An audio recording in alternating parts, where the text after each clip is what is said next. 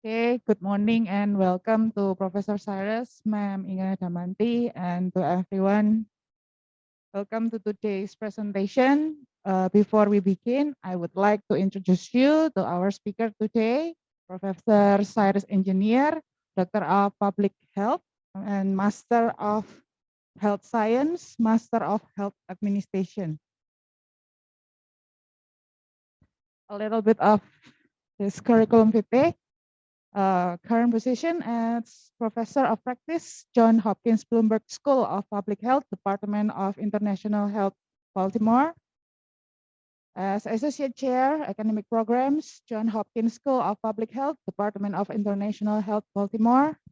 And then as Faculty Associate, Armstrong Institute for Patient Safety and Quality, John Hopkins Medicine, Baltimore.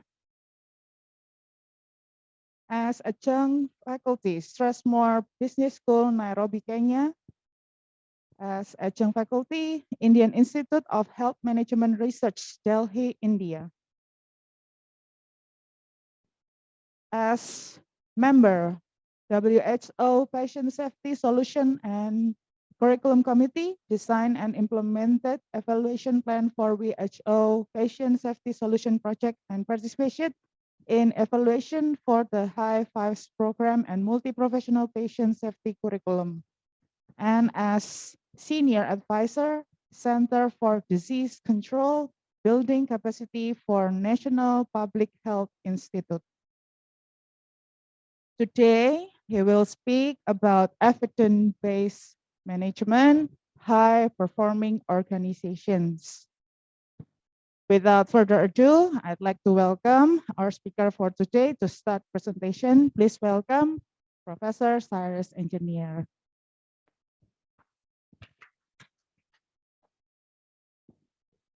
Akasi. Selamat pagi. Okay. So good morning, everybody. And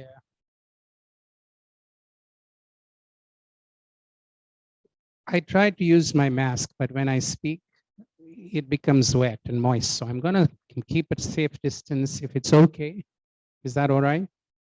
Okay. Okay. Thank you. Thank you for being here on your first official day back. It's a pleasure to be here.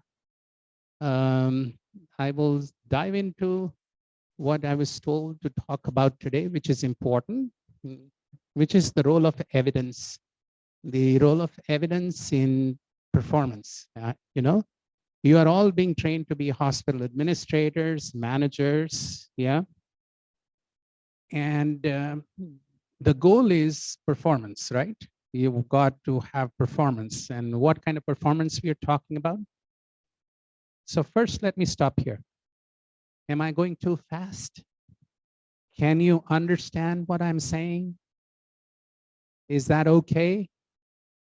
Can you hear me back there? Yes? Okay. All right. If you can't, if you need me to repeat something, please raise your hand, stop. I will slow down. If you need me to give you an example, let's do that. I'm a prof, but I want to have conversation. This lecture will make more sense if we have a conversation, dialogue, yeah? Okay, so don't hesitate to stop, ask me questions. I want to say welcome to all the folks online. All the folks online, can you hear me? If you can hear me clearly, just make a sign, a thumbs up or something.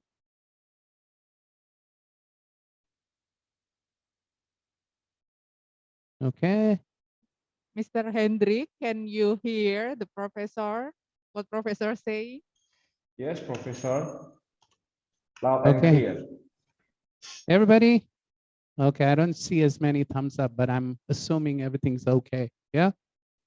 And you guys as well. If you have a question, don't chat, because if you chat, I can't see it. You need to unmute yourself. Yeah.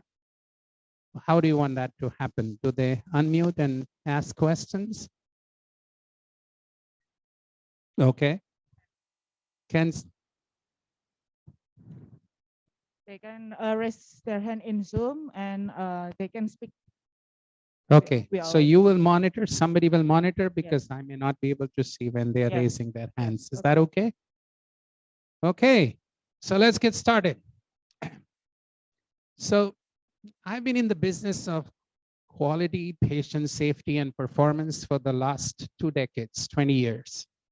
I have been instrumental in getting the first hospital in India accredited to ISO 9000 standards. Have you heard of ISO 9000? Maybe not. I have been instrumental in getting Joint Commission accreditation. I've been a part of an accreditation team. And then I've been associated with Baldrige, which is a high performance award in the United States given by the President of the United States to high performing organizations. So what I'm going to share in the next 1.5 hours is a lot of information. So don't get overwhelmed, okay? But it's a lot of information based on experience, based on evidence about what does it take to be a high performing organization? Because we want evidence-based management, but that is the means to the end. Means to the end. What is the end? Performance. Performance excellence. The means is evidence-based, so you have to connect the dots. Does that make sense? Yeah. You do something for a reason. You practice evidence-based management for what? It is for performance. And so I will introduce constructs of performance, performance excellence, and the role of evidence-based management in driving high performance. Does that sound like a plan? Is that okay? Yes? Is that what you want to hear?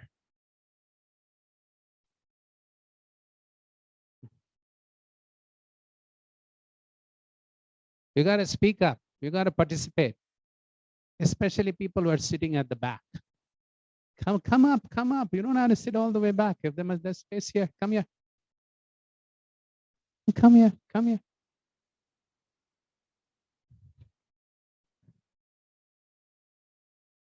Come close. Yeah, you can keep it. Here, it's fine. It's lonely back there. It's lonely. Come ahead.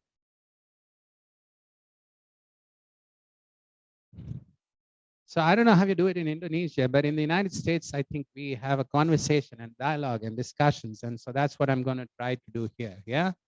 Hopefully we all will speak up a little bit. Yes, that's wonderful. Thank you, Makasi. Okay, so let's see if this works. No, it does not. Okay, so what we want to do is go to the, I'll need to go back. There's some slides. There's a slide, bead company, the white bead company. It's at the end. It's at the end. The white bead company. That's the starting slide.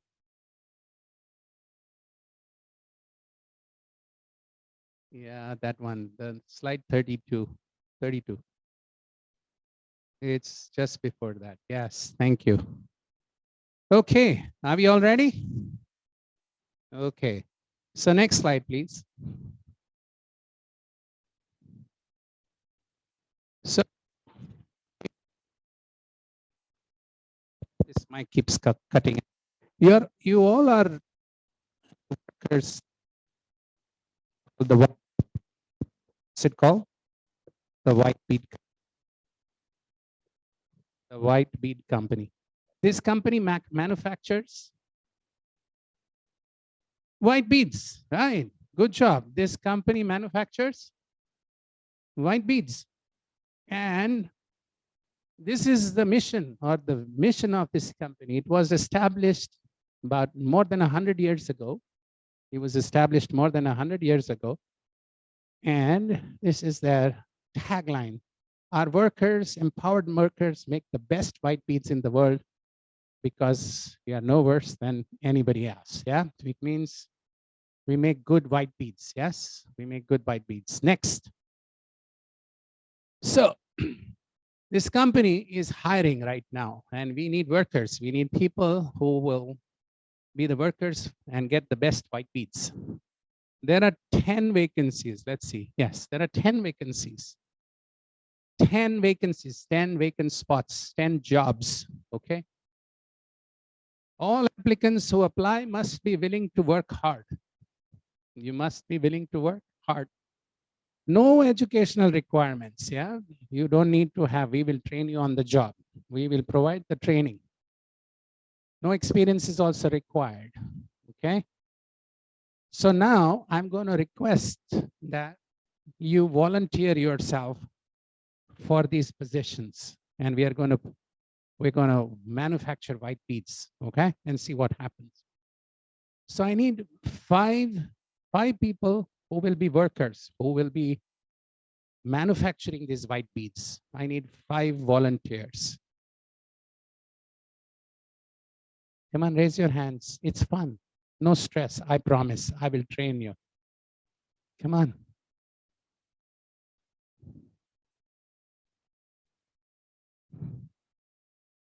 Come on, come on, come on. Come on, come up.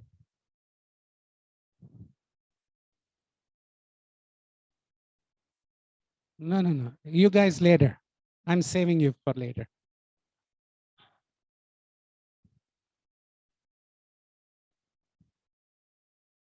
Come on. I can wait. I promise you. Okay, 1, 2, 3.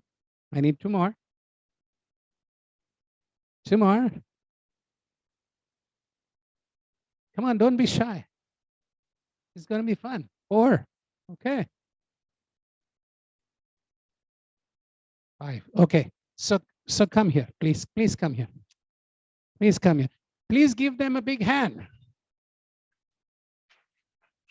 They are going to put their sweat and tears into manufacturing white beads. They are going to work very hard today. Yeah. Okay. Why don't you introduce yourselves, your name? My name is Iza. Yes. My name is Yeni. I am Rin. My name is Neni. My name is Zahra. You are hired in the white bead. Without an application, you are all hired. Yeah. Okay. So I need one inspector, somebody who is good at inspecting. Okay, you guys can volunteer. Who's good at inspection? Come on. You guys can, one of you can be an inspector. Okay, you're the inspector. So welcome. You're the inspector. You can stand right next. Okay. Let's, since we don't have as many students in, let's skip the second inspector. Then I need one recorder. One recorder. You can record. You can do good. Yeah. So okay. You come along. Come on. You do good math. Yeah. Arithmetic. Good. Yeah, you're the costing. Okay, good.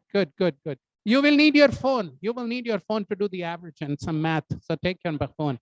Yeah, good. So recorder. And let's take the chief inspector.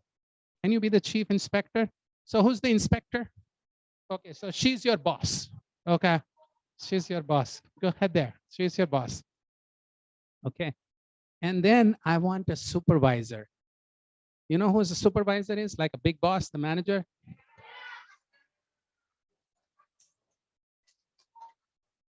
Okay. So come along. Come on. Come on. That's, come on. Come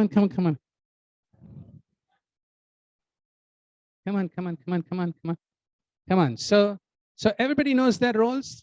Who are you? Worker. Inspector. Chief recorder. Yeah. Chief inspector.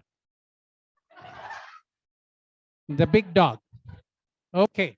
So we've got a team. Now what we are going to do is manufacture white beads. So next slide, please. Okay. So what's the goal? No red beads. You are the white bead manufacturing company. You workers are going to produce white beads. We produce the best white beads in the world. The best white beads in the world. Got it? Yeah. And so your job at the end of every day is to create 50 white beads. How many? 50 white beads. Okay. Each of them was going to create your job at the end of the shift. You get paid if you create 50 white beads. You get paid if you create 50, manufacture 50 white beads. Okay. So next slide, please. So 50 white beads per day. Got it? Okay. Good performance is rewarded. You're the boss. If they get 50 white beads, you can give them a bonus, you can give them a day off, you can give them a holiday, you can give them a promotion, you can do what you want, but good performance is rewarded. Poor performance is not tolerated. So if you don't perform, you can shout, you can scream, you can train, you can punish, and worst case, you can even fire an employee. Yeah, if they do it more often. But that's your job. So you have to do your job well. This is a simulation. This is a test if you can really be a good boss. So let's see. You got to be tight. Yeah, you got to be strict. Got it? And I'll be providing the training. So we'll provide the training. Okay, so let's go to the next slide. Okay, let's keep going. Okay, let's go all the way. All right. And then, okay, all right. All right, so I'm going to put this down because I have to show this to you. Yeah, so how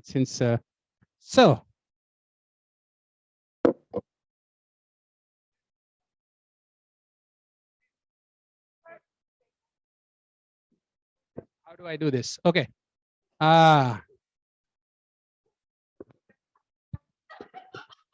Okay. All right. So this is a first, but that's okay. And there's always a first. Okay, so here's what you do. You stir the box. You stir the box. Yeah. You see that? Then this is the paddle. Then what is this? The paddle. You hold this at a 45-degree angle. 45-degree angle. And there are holes on this paddle. There are 50 holes. And then you take it out like that. Okay. And then what do? You go to the inspector first. You see what you call, just so much red beads. So you have to count all the red beads, count all the red beads.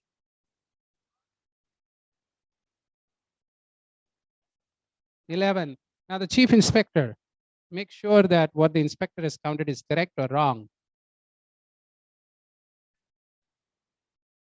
So that's wrong. So anyways, but so it's okay, but I'm just saying you have not even done a good job. So you can go again, or you can go again. You can go again because you need to create 50 beads at the end of the shift. Otherwise, you don't get paid. Okay, so now count. 9. Do you agree? Okay, so you are the recorder. Okay, so here's what you need to do, recorder. You need to write their names, okay? And you need to create a chart like this. See, I'm giving you this so you can create this chart, okay? So do it for 5 days. So you get 5 turns. You got it? You got it? The goal is no. The goal is all. Okay, sounds good? Okay. So at the end of the day, the supervisor assesses performance. So you are going to assess each person's performance. And you're going to tell them what you need to do, because you will not get paid. You will get fired if they have too many red beads. Does that make sense?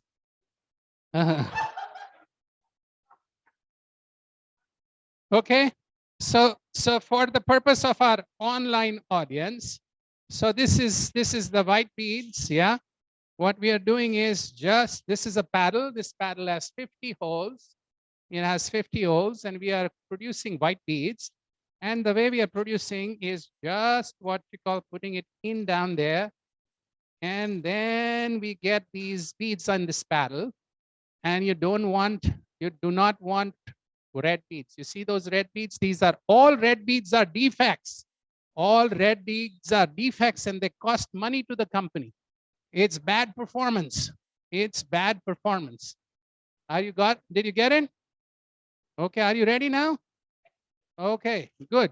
So here you are. The mic is yours because you are the supervisor. I'm just observing. Now onwards, you have to run the shift, yeah? You need to come here, or we can go there because you know, our online colleagues can see better. You can come here. Is it okay if we do it here? Is that okay? I'm sorry, I'm intruding on somebody's privacy right here. But here you are. Okay. Okay, so good job. My recorder is doing her job very well. Thank you. Yeah, super. Okay, so you got your mic. All right, let's get started. Isa, good luck. Stir the box, stir. Shake it like that. Good. Now, go on, put it down. Turn it like that. Now, slowly. Yeah, go scoop. Now shake. Okay, there you are.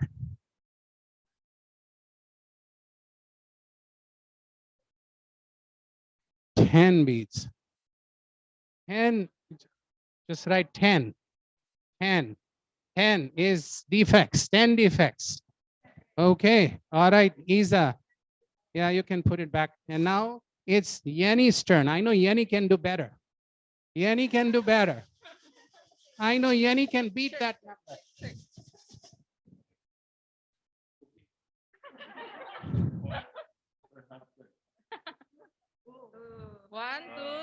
One, two, 3, 4, 5, 6, 7, 8. 8 red beads. Okay, see, I told you. I knew Yenny would do better. Good job. Good job. Okay, now, Rin. Rian, can you beat Yenny? Come on, I know you can do it. Yes. Yeah, bismillah. So. Yeah. There is 4 red beads. Oh my God, she's the star, I think, you know. Again. Okay. Nani, come on. Nani. Yeah. Yeah. Okay, come on, you can do it. Less than 4, come on. Pressure is on you. Oh my goodness. 1, 2, 3, 4, 5, 6, 7, 8, 9, 10, 11, 12 red beads. Oh my God. No. The worst performer. Your job is at risk. Nani, your job might be at risk, you know. Okay. Yes. Zaro, come on. Yeah. Ngaya. You are ngaya.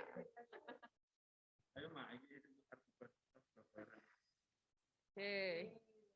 1, 2, 3, 4, 5, 6, 7, 8. 8 red beads. Okay. Yes. Okay, so all right, total. So all players, what's the average for all of them? 1, 2, The down there. average. The average. She does good math, man. No Yes, problem, Janina. of course. Impressed. We have Okay. a good record. Okay, so supervisor, what do you think? Is this company with good performance? Your workers, how are they doing? I think the best is Mrs. Rin and the worst is Miss Nanny. So I will eliminate Miss Nanny. No, you can't do that. Oh, you It's- can. No, you can. Oh. You can do anything, but today is the first day. Oh, the first day. You have provided the, you have, Okay. we have provided training to them. Yeah. You have Okay, I provided- will give her the change. You give another chance. Yes. Give her a motivational talk. You can Okay, do you- better. You can retrain her. Show her. Maybe her technique is not right. Maybe you can retrain her. You know, so you can explain how it works again. Maybe Rian can show to, yeah, how it works. You know, so this is the first day. It's orientation. Okay. So let's let. Yeah. Yeah. So Rian is the star performer. She's asking for a bonus. She's asking for a bonus. Do you want to do it one more time before we actually give you a bonus? Wait for one more time. Show me 1 or 2 more days. 1 or 2 more days. If you do this again, maybe we will consider rewarding. Okay. So this is day 2. This is day 2. Let's work on day 2. Okay. So Isa, you have to do better than 10. Yeah. You can't do 10 now. 10 is too much. You're causing the company a huge loss. Buyar.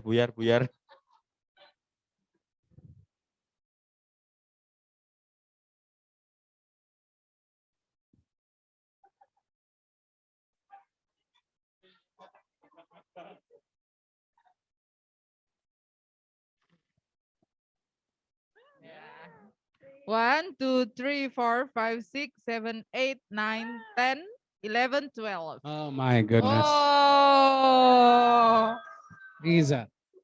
No, I mean, this is not right. You know, I mean, come on, you got to work harder. You're not working hard. You're relaxing. You're not focusing on your job. You need to focus on your job. Come on, Yanni, you can do better. yeah. 1, 2, 3, 4, 5, 6, 7, 8, 9, 10, 12. Oh my goodness. Hey, 11. Sorry. Okay, Hilang. 11. Okay.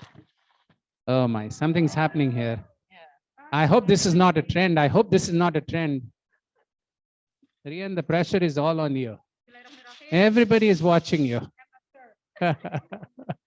Remember your bonus, yeah? You'll get a bonus if you do it again. Oh, 1, 2, 3, 4, 5, 6, 7, 8, 9, 10. oh my goodness. Oh my goodness. Oh my goodness. Okay. Nanny.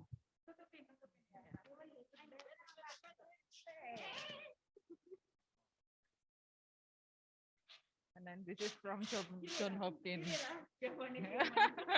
What? She, Yeah.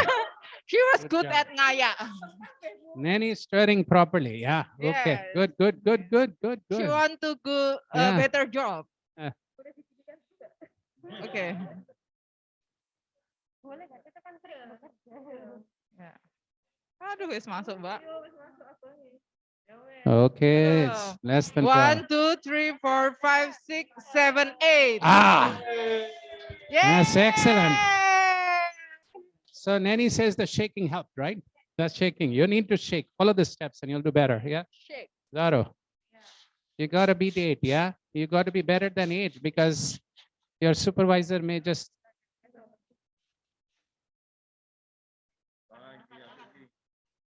Uh, 1, 2, 3, 4, 5, 6, 7, 8, 9, 10, 11, 12. oh my goodness. Oh my goodness. Wes. Oh, so you want to say something? Yeah.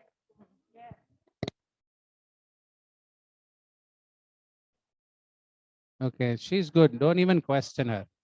She knows her job. Okay, so something because this is getting from bad to worse. This is day 2. Your job is on the risk. Your job is on the line. Your job is on the line. You want to tell them something? What do you want to do? You want to take some action? You want to retrain? You want to? I think the second day must be better than The- first day, but most of them do Worse. worse Mm. than first day. Mhm. As supervisor, I will Warning, you want to give them a warning? You want to train them? You want to yes, I will Retrain. retrain. retrain? Okay, so why don't you retrain? Okay, so explain, you know? So Can I have one suggestion for Yeah, you? yeah, yeah. Maybe, yes. Maybe we can train them for picking one by one. Takes a Ah. longer time, but the result will be better.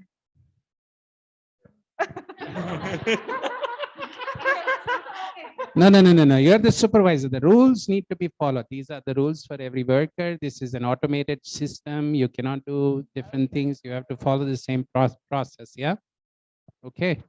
I think you should learn from the first and the second day. Maybe the system, Angle. the angle, it's not too deep. You speak in Indonesian, you will be able to be a better supervisor. Go ahead. Okay. And you can use some bad words also, you know? Okay. First you have to shake. Then make sure that the red one in the side. Yeah. Then for the second, say Bismillah. Pray and then do it. Yeah, that's what he's saying. Okay, go for it. Come on. Isa, you have to do better than 12. Yeah, this is a warning. You have to be better than 12. Shake and put all the red on the side and say Bismillah and pick it up. Yeah. Come on. We need to hurry up. Hurry up. Enough shaking. We need to finish this.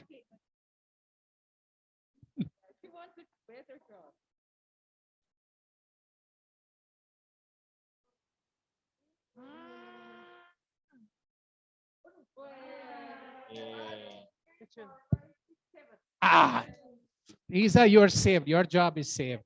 Yeah, your job is saved. Good job. Okay. Yani, come on, hurry up.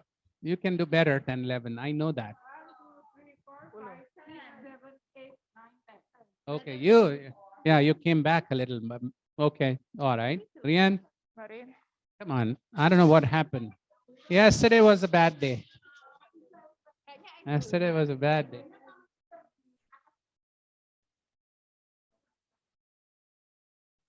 Tuh, 3, 12. 12. Oh. Oh no. The star is sliding. The star is sliding down, Rian. Kanan.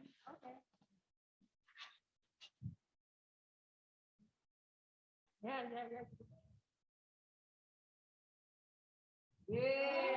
5. Good job. Oh my God. Yay! Manny, that's amazing. That's amazing. You're the new star. You need to get the bonus. Rennie, you need to do something. Rian, you need to do something else. Or maybe she can to be the next supervisor. Yeah, you can promote.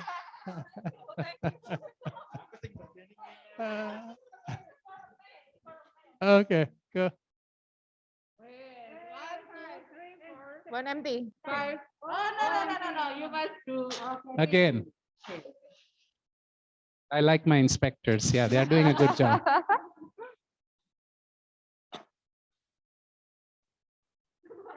you must redo again. Tenang. Santai. Yo. Pelan-pelan, Mbak. Pelan-pelan. Okay. Okay. Sip. 1, 2, 3, 4, 5, 6, 7. Oh my God, this is getting better. Better. I think this is better. Yeah, this is the best round. Yay. Yeah, they are doing better. Yeah. But they're still not there. 8 defects, average 8 defects per person. It's a lot of money to the company. It's not good. Performance is still not there. You need less than 5 defects. Average less than 5. Yeah. So next round, Yeah. let's do a bonus. You will be rewarded. You will get rewards. I'm telling you, the supervisor will give you rewards if it's less than 5. So good luck. You will get a bonus. You'll get a reward. Okay, less than 5. Yeah. Okay, go for it. Maybe this is your last round, your last chance. If you don't get less than 5, you will be fired. Yeah. Okay. I will give the breakfast.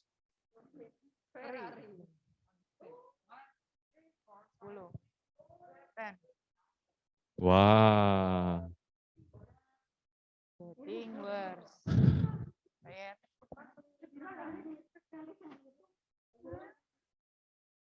Okay. Good job. 6.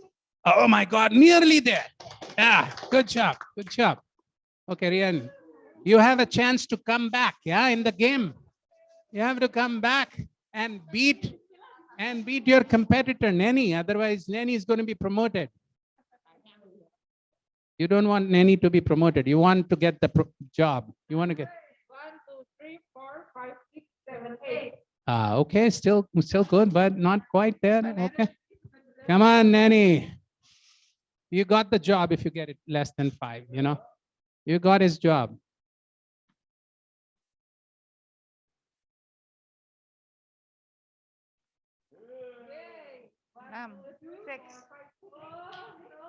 Oh my God. Okay. This is like, okay. Still not gonna be 5 forever. She has the technique, I think. She's gotten the technique. That training is working. Something's. Okay. Zara. You can beat. Gotta be less than 5.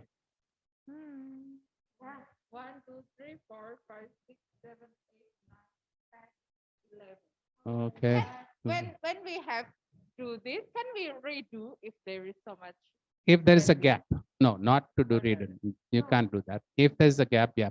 Okay, so 8.2, so you're not improving at all. You're still staying there. So there's a chance somebody could be fired here because they are really not doing well. But we are not going to fire, but you could fire. You understand, you could fire Zara, for instance. You could fire Isa. They are not doing quite well. They are in double digits. You want single digit, you want less than 5. This is your last chance. Otherwise, we'll fire you. Yeah. So please do your best job. Isa, come on. Isa, you can do it. You can do it. Isa, you will not keep your job if you don't do a good job. Yeah. This time, come on. You need to, your average is really, we've done everything. We have given you warnings. We have given you incentives, but somehow your performance is not improving. Yeah. You come here, madam. See how it's going.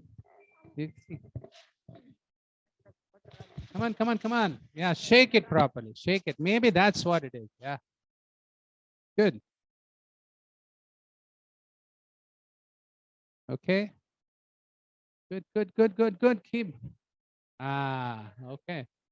Go for it, Isa. Come on, Isa. You can do it. Aha. You missed some. You got to do it again now.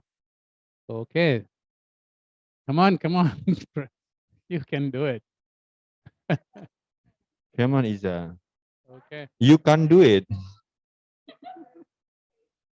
9. Don't know what to say about that.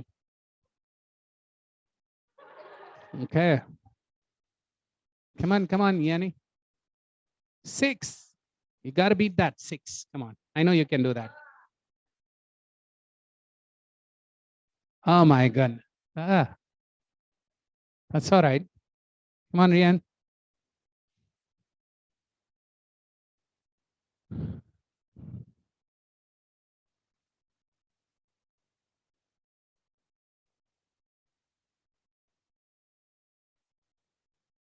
Seven, Rian, you're coming back into the game. Not quite there, but you're coming back. See, 12, 8, and 7. Your trend is improving. Yeah, again, but it's the last day. Come on, Nanny.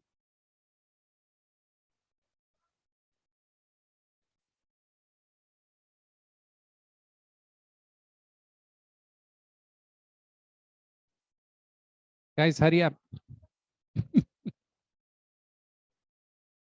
Oh my God. Yeah. Manzaro. Last chance. And your supervisor is going to either.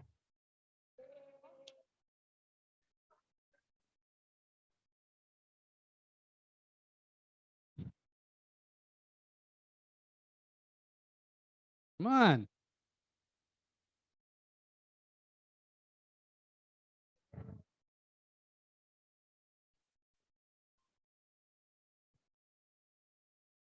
And okay, you're done. 8.4. Huh. Okay. I like my recorder. All mental math, eh?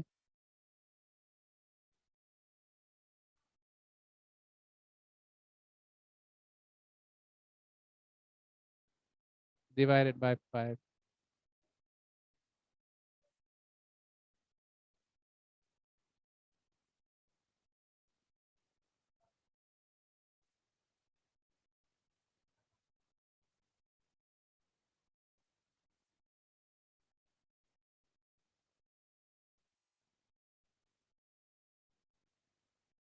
Yeah, range.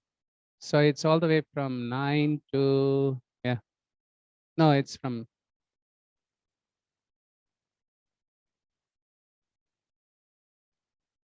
okay. All right. Thank you, guys. Give yourselves a big hand. So you can see who's the star performer. Star performer. Annie.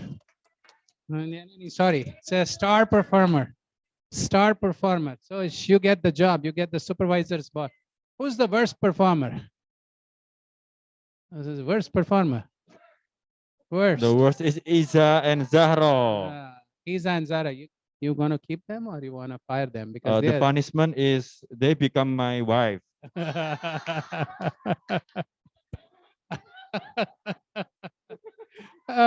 Okay, well, thank you. So sit down, sit down. Thank you. Thank you for playing the game. And this was going to be a reward if you had less than 5, but still you guys get this reward. So have some Hershey cookies from the United States. Enjoy. It's for all who played, yeah, all who volunteered. Well, thank you. Thank you. Okay, next slide, please. So you saw the workers, right? You saw the workers. You saw the workers. Those workers were working really hard, yeah? They were trying everything from stirring, from trying to dig it. They were, you know, they got retrained, etc. But did they succeed? Did you succeed? Not really. You know, you wanted 50 white beads. Yeah, that was the goal. Did anybody make 50 white beads? No, nobody made 50 white beads. Yeah. So the lesson is, do you think it's the workers' fault? Is it the workers' fault? Were they not working too hard? They were working hard. You were working hard, right? Yeah. So what was the problem? It was the system. What was wrong with the system? What was wrong with the system? The problem with the system was there were already many red beads inside the box. Yeah. And just by the laws of probability, you are going to get red beads. So there was a problem in the system that there were bad red beads inside to start with. Yeah. So oftentimes in management, we blame the worker. You are not doing a good job. That patient is not satisfied. You made a mistake. There's a patient safety error. There is a medication error. There is a fall, patient fall. There's bad surgical outcomes. But most of the time, a bad system will beat a good worker anytime. A bad system will beat a good worker anytime. So when you are being trained, your job is to find and create good systems. Find and create good systems. We all know that variation is variation. Do you understand variation? is the opposite of standardization. Yeah, variation is you vary. Variation is associated with costs. Do you agree? If you vary, there is a cost associated. Yeah, some patients are discharged in 3 days, some patients are discharged in 5 days, some patients are discharged in 17 days because there is variation in the care that is provided by the physician, by the hospital, and every additional day of stay in the hospital is associated with more cost. And every additional day that the patient stays in the hospital, there is the risk of the patient getting an infection, a medication error, a fall, or something that is going to happen. Hospitals are not good places for patients to stay. You want to discharge them as soon as possible, right? Yeah. And so variation is associated with costs and quality. Okay, somebody said she's a good cook. She cooks for her husband all the time. Who's that person? Yeah. You are a good cook. You are a good cook. Your husband loves your food. Yes. Okay. What is your favorite dish? What is the favorite thing that you cook that your husband likes? Chili with what?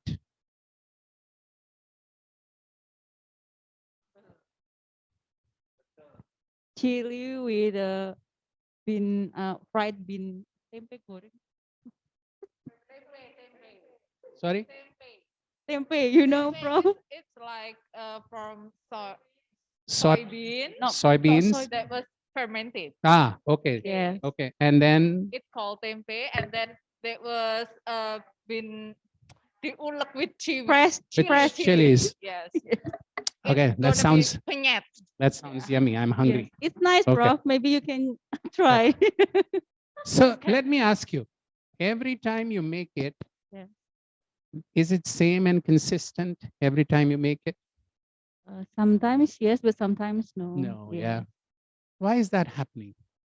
Maybe Do you follow a recipe? Do you have a recipe on the book right no, here? with my feelings, bro. When I have a good feeling, maybe it's right.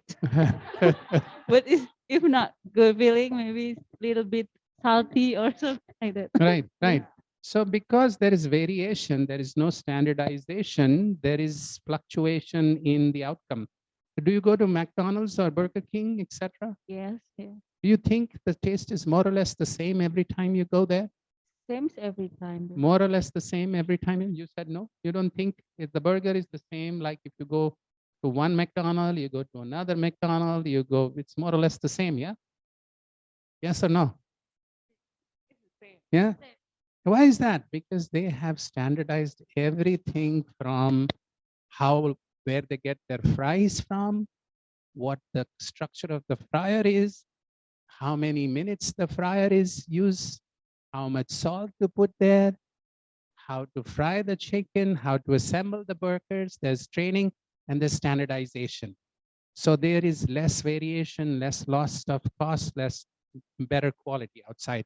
So evidence-based management is all about streamlining systems. It's about streamlining systems and not blaming the workers, because the workers are at the end of the line. Next one.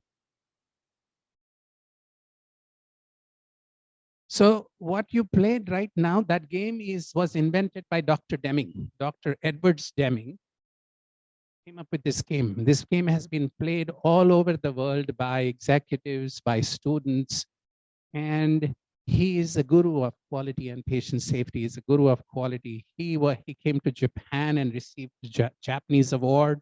And in the United States also, he's like a father figure of quality.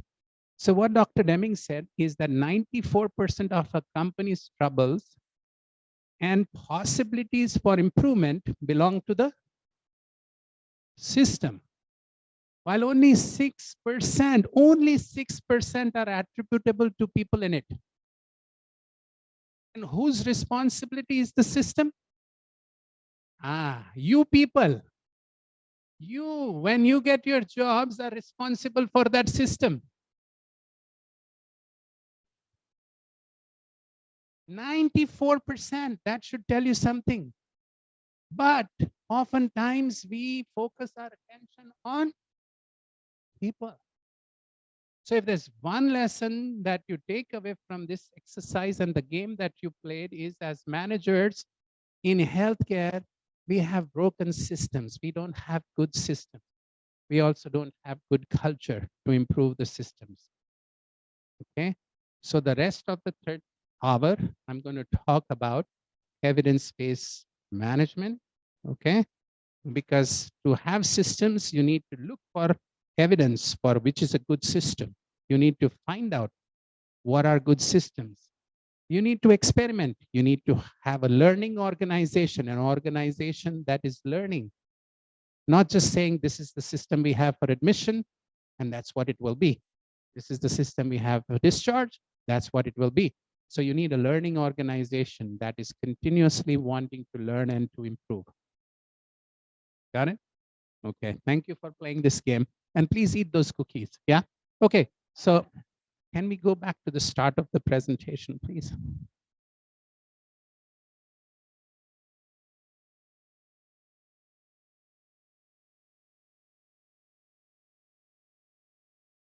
Okay, so next slide. So I told you that the purpose of evidence-based management is the means to an end. What is the end? Performance. Not just performance, not just minimal performance, not just optimal performance, but you want performance excellence. Not minimal, not optimal, but you want excellent performance and you want that sustained. So this is the definition of performance excellence according to Baldrige. I told you Baldrige is an award given by the President of the United States to high-performing organizations in the country. So high-performing, every year, the highest performing organizations get an award if they apply to this program. So this is the definition of performance excellence. What is performance excellence? It is an integrated approach, not a siloed approach. First important word, integrated. Finance is integrated with clinical, is integrated with marketing, is integrated with other things. So it's an integrated approach to organizational management, to management. You are managing the organization that results in delivery of ever improving value, ever improving value. It's not just value, it is ever improving value, which means it constantly improves over time. It's not value at this point in time and that's the value that you get. You want to constantly improve the value. How many of you have an iPhone? iPhone. You have an iPhone? What is your model? Huh? 13 Pro Max. Oh my God, she's at the top end, yeah? Okay. Inge, what is your iPhone model? Same. So these ladies are the 13. So every year, Apple comes out with some improvement, some value addition. Every year, they come up with a new model. Yes. And that is what we call ever improving value. Not value at one time. You are not bored with that product. You are waiting for what improvements are going to come next year. In healthcare, in hospital, think about ever improving value. We are far behind. We take 2 hours to discharge a patient, 1.5 hours to admit a patient. It is sad. Forget value. Okay, what does value mean to you? How do you define value? How do you define value? So we said ever improving value. Explain value to me. Yes. Sorry? That customers want. The thing that customers want. Okay, that's wonderful. Very well said. The thing that customers want. Let me ask my online people, how do you define value? Does anybody have, put it into the chat. Put into the chat. How do you define value?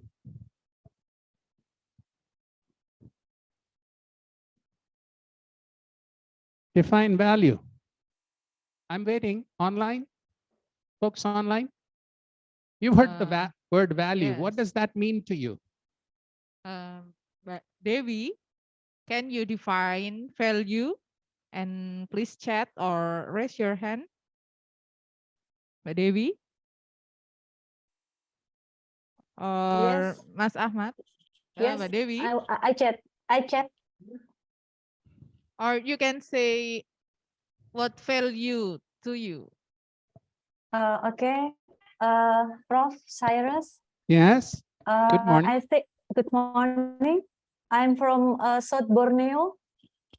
I'm sorry I can stay. I can come to your offline. I think the value is the improvement of the quality that the management makes for the organization. That's I think it's the customer wants to give to them. I think Wonderful. that's yes. Thank you. Thank you. Thank you, Christina. Sorry you can't be here, but great seeing you online. Yes. So, okay. So, is there a marker that I have for the whiteboard? The black one will be good. Yep. Thank you. So, the simplest way to define value, and you all should have this in your mind.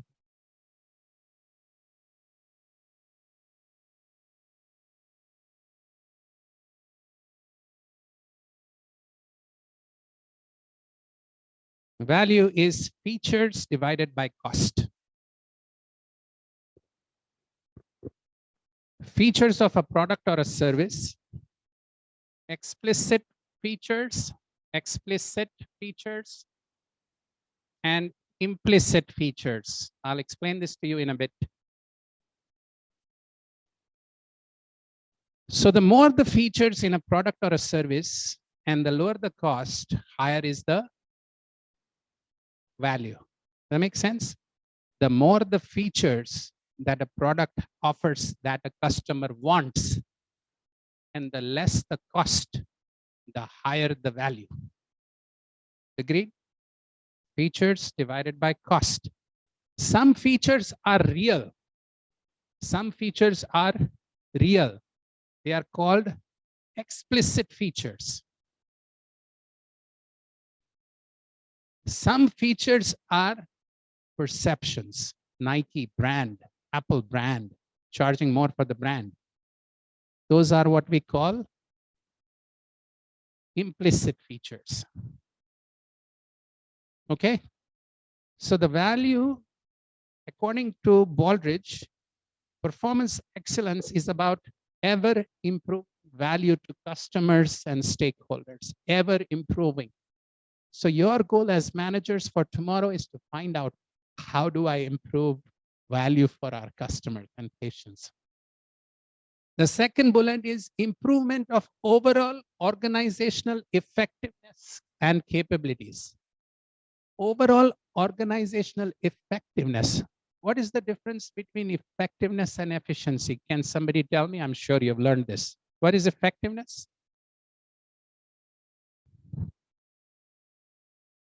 What is effectiveness?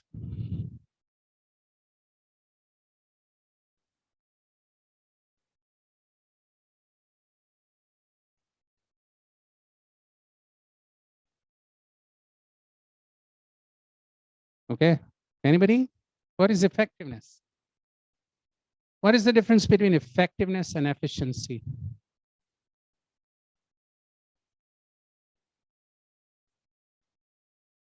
I'm spending time because this is where we are all creating foundations. Effectiveness is what? Excuse me, maybe I little explain. No problems.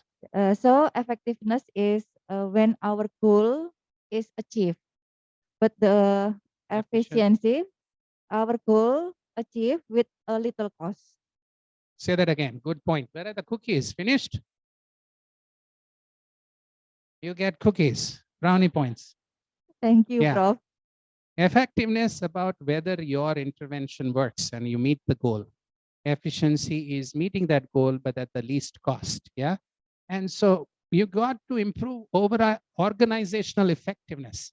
How do you improve organizational effectiveness? Do you train individual workers? This worker may leave. That worker may also leave for a better job. A third worker may leave. You want systems, evidence-based systems, and that is what this is all about. And you have to have organizational and personal learning. You need to learn. The only way you can improve is to make mistakes, yes, and learn from those mistakes. And personal learning and organizational learning are important for performance. Okay, all right. Next slide, please. So there have been a lot of studies, and I've spent a lot of time understanding what are the characteristics of high-performing organizations and how do you define what a high-performing organization is. There are lots of studies I'm not going to spend time on, but there was a systematic review that looked at what are high-performing organizations. And some studies said that cost, reduced cost, improved quality are all characteristics of high-performing organization. Yeah. You want to provide care of good quality at low cost. And 67% of the studies said it's all about cost. 93% of the studies said it's all about quality. Some people talked about patient experience, equity, patient safety. It's interesting. People put patient safety at the end, yeah, which is not true. But somehow some people may have thought that patient safety is part of quality, and that's why they might have put that right down there. Next. So there is another study that was done by Harvard by 10 research teams for 23 years. What is a high-performing organization? How do we define a high-performing organization? And this is what they said. They said that they need to have a good strategic plan, mission, culture, values, and pride. You need to be proud. You need evidence-informed processes. See, that's where informed processes. Systems and metrics. You need systems. We talked about the system. Risk-taking. You need to take risks. Google, Amazon. You've heard of these companies, yeah? Google, Amazon, Alibaba, all these companies that are there, Apple, they take risks. They encourage people to take risks. Failure is rewarded. Failure is rewarded. You learn from failures. Yeah? How many of you know the BlackBerry? Do you remember the BlackBerry, those keyboard? Where is BlackBerry today? Gone. Do you see a BlackBerry anywhere? Big craze at one point. The keyboard on the phone. Apple came up with innovation, risk-taking. No keyboard. So how much of risks do we take in healthcare, in hospital? Same thing again and again and again. We don't learn. Okay? Individual and team achievement. Teams that do well, you need to celebrate those teams. Employee development. In Apple, in Amazon, people are sent for training programs at least 2 weeks in a year. 2 weeks. They have to go for a training of their choice. In hospital, we don't send a nurse for training because she's needed. I can't send my nurse out because I will be without a nurse. And there is no recognition and celebration. You do a good job. You do a good job. You're the boss. Say, that's your job.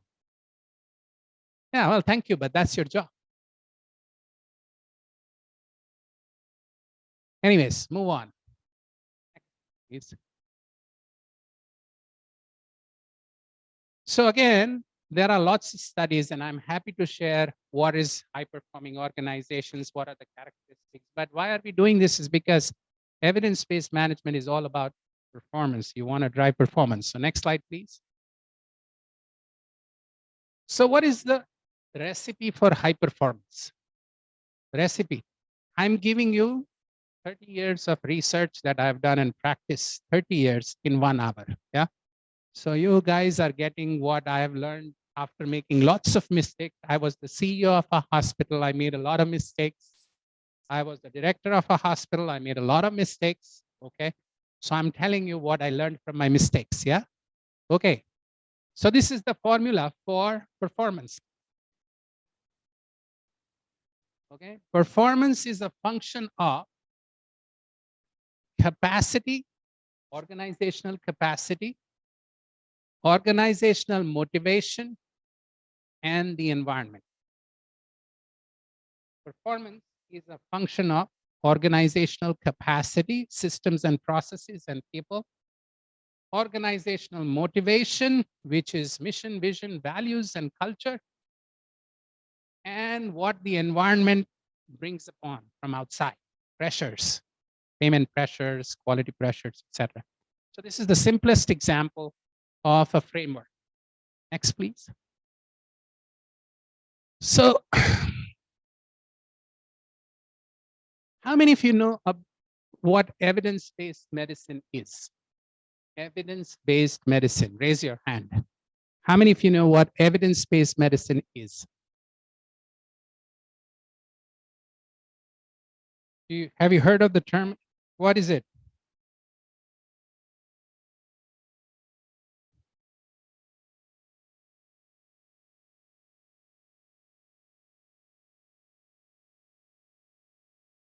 You should use this because your online colleagues will not be able to listen to you.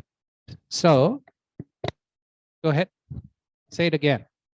Okay, so the evidence-based medicine is how to treat patient based on the medicine that was researched for years, and there's standardization of all diseases. So everyone make good standard about that medicine that we use. Okay, perfect. Thank you. So it's based on some standards and some research that has been done in the past, right? Okay. Anybody else? Anyone else? Ask our online colleagues. They are very silent. So for the online participant, can you tell about how evidence-based medicine work? For all participants online, you can raise your hand. Maybe Mr. Ahmad or Mrs. Nurul or someone from graduate student. Hello, can you hear me? Okay, maybe was you're thinking. So, okay. So evidence-based medicine, let me ask you. Let's say, for example, you have a headache, yeah? You have a headache. You have a headache. You go to your doctor. What does your doctor do? Your doctor. What will your doctor do? Your primary care. What will he do? Okay, they'll say what happened, why are you getting a headache, when did it start, etc. And then what he'll do?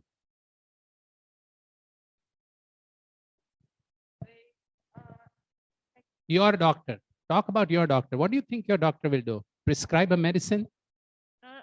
We do physical examination for. Okay, your doctor will do physical examination. After the physical examination, what kind of physical? Just put the hands here, or what will he do? No, for all examination. The whole body the exam, whole even if you have just a headache? Yes. Oh, okay, all right. And then? So if we need it, we can use the diagnostic. Diagnostic, yeah. Maybe if he feels you need, then he will go ahead and get you a diagnostic. Yes. Like a neurological evaluation, Yes. maybe an eye evaluation, maybe an X-ray, maybe a CT, Yeah. maybe an MRI, Maybe the or blood. maybe just say, It's all in your mind. Just go home. Yeah. Okay. So how does the doctor decide whether you need a neurological evaluation, you need a CT, you need it's an eye problem? They utilize, if your doctor is good, they will use evidence-based medicine. Yeah. And so I'll spend 10 minutes showing you a video of what is evidence-based medicine. It's nicely said, it's very easy because it's in the form of a song. So we will enjoy the song and learn about evidence-based medicine. Because before we go to evidence-based management, we need to understand what evidence-based medicine is, because evidence-based management came about from evidence-based medicine. Yeah. Okay. So let's look at evidence-based medicine. Let's listen. Let's watch this video and enjoy the song.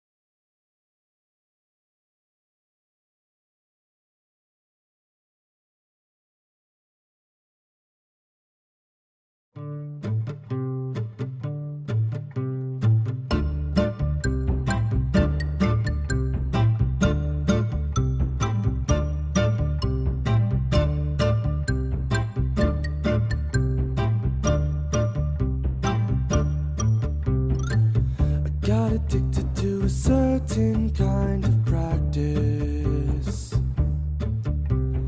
Guidelines made me feel so happy I could die. I told my patients it was good enough to lower glucose, make them unconscious. I put my 95-year-olds on a statin.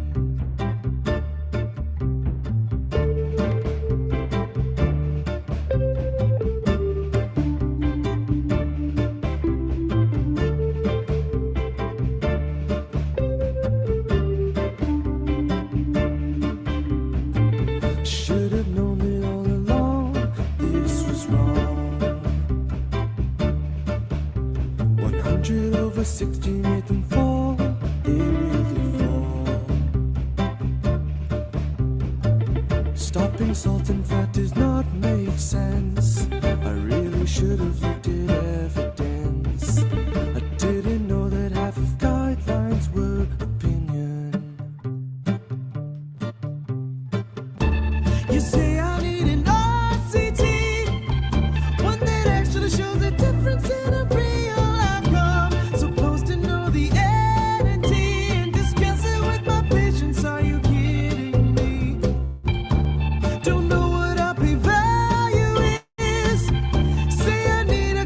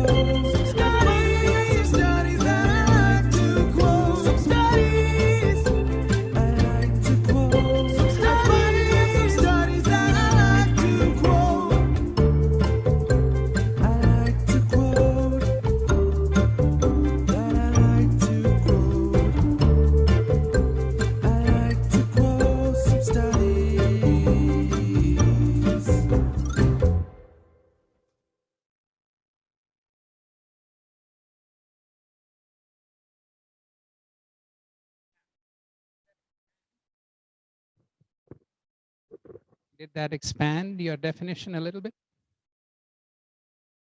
Did it expand a little bit? Because you said first the best available evidence. What are the other two things in patient values? Clinical expertise. So if you're the CEO, I'm pointing at you because you aspire to be the CEO. If you're the CEO, you have many years of experience before you become the CEO, yeah? So there is experience. But can you use only experience? You have to use evidence also. You combine the evidence-based management is something that came off. So let's go back to the slide. Was that a good video to explain what evidence-based practice is all about? What are the three ingredients? Clinical expertise, patient values, and the best available evidence. Okay? All right, let's go on. Next. So, for the most part, recent studies show that only about 15% of the doctors use only 15% of the doctors use evidence. 85% their own clinical expertise. They think they have been trained by the best doctors at the best institution, and that is what they use. I know there are a lot. Dr. Ardian would disagree. He's online. I think he would disagree that he uses evidence, but there are very few people whose decisions are evidence-based. That's what the studies show. For most part, doctors rely on obsolete knowledge gained in school, long-standing but never proven traditions. This is how my boss did it. This is how I do it. Patterns gleaned from experience, the methods they believe in, and that's what they have. Or the pharma companies say, this is the magic bullet. This is what works. And they provide the information that they need to know, not the other information that they don't need to know. And that is what evidence-based medicine. But so there's a lot of scope in evidence-based medicine also to improve evidence-based medicine, yeah? Not just, so you said best available evidence. Let's move on, please. Thank you. So we talk about performance, yeah? We want what the foundation, yeah? So your dish, I'm coming back to your dish. Your dish has some ingredients, yeah? So we are going to come up with ingredients, what is needed to get good performance in organization. What is needed, not to just get good organization, high performing, but also stay on the top. You know, that small stone should not fall down. So this is a quote by an architect, John Kay. He said, architecture does not create extraordinary organizations by collecting extraordinary people. It does so by enabling very ordinary people to perform in extraordinary ways. You are not looking for the gems. If you want to create a high-performing organization, you're not looking for all those gems, the diamonds and the gems and the sapphires and the rubies, and putting them together. It is the common stones that are there that you need to polish and make them shine, and they contribute to the organizations. Okay, so move on. Next. So in 30 minutes, I'm giving you 20 years of what you call my practice experience. What does it take to be high performing? Cultural excellence, operational excellence, and a strategy. This is the main slide. This slide, if you forget everything from this presentation, this is it. To scale organizations to great height, you need cultural excellence, operational excellence, and a strategy that supports both. It's like a stool, a strategy that supports culture and operations, operational excellence. So let's spend some time understanding what cultural excellence is and what operational excellence is. Next slide, please. So how many of you know of the game Pac-Man? Have you played Pac-Man? You're not from my era. I was like, nobody's going to know Pac-Man, but this is Pac-Man. Yeah, I played Pac-Man when I was a kid, you know, so, and I'm old, so I don't know. You guys played Pac-Man? Okay. So you eat all these, yeah? So culture eats strategy for breakfast. culture eats strategy for breakfast. Can somebody explain what that means? Can somebody explain what that means? The title of this slide, this is the big one, the big yellow mean one that's supposed to eat all these little ones. So that's culture and that's strategy. And culture eats strategy for breakfast. What does that mean?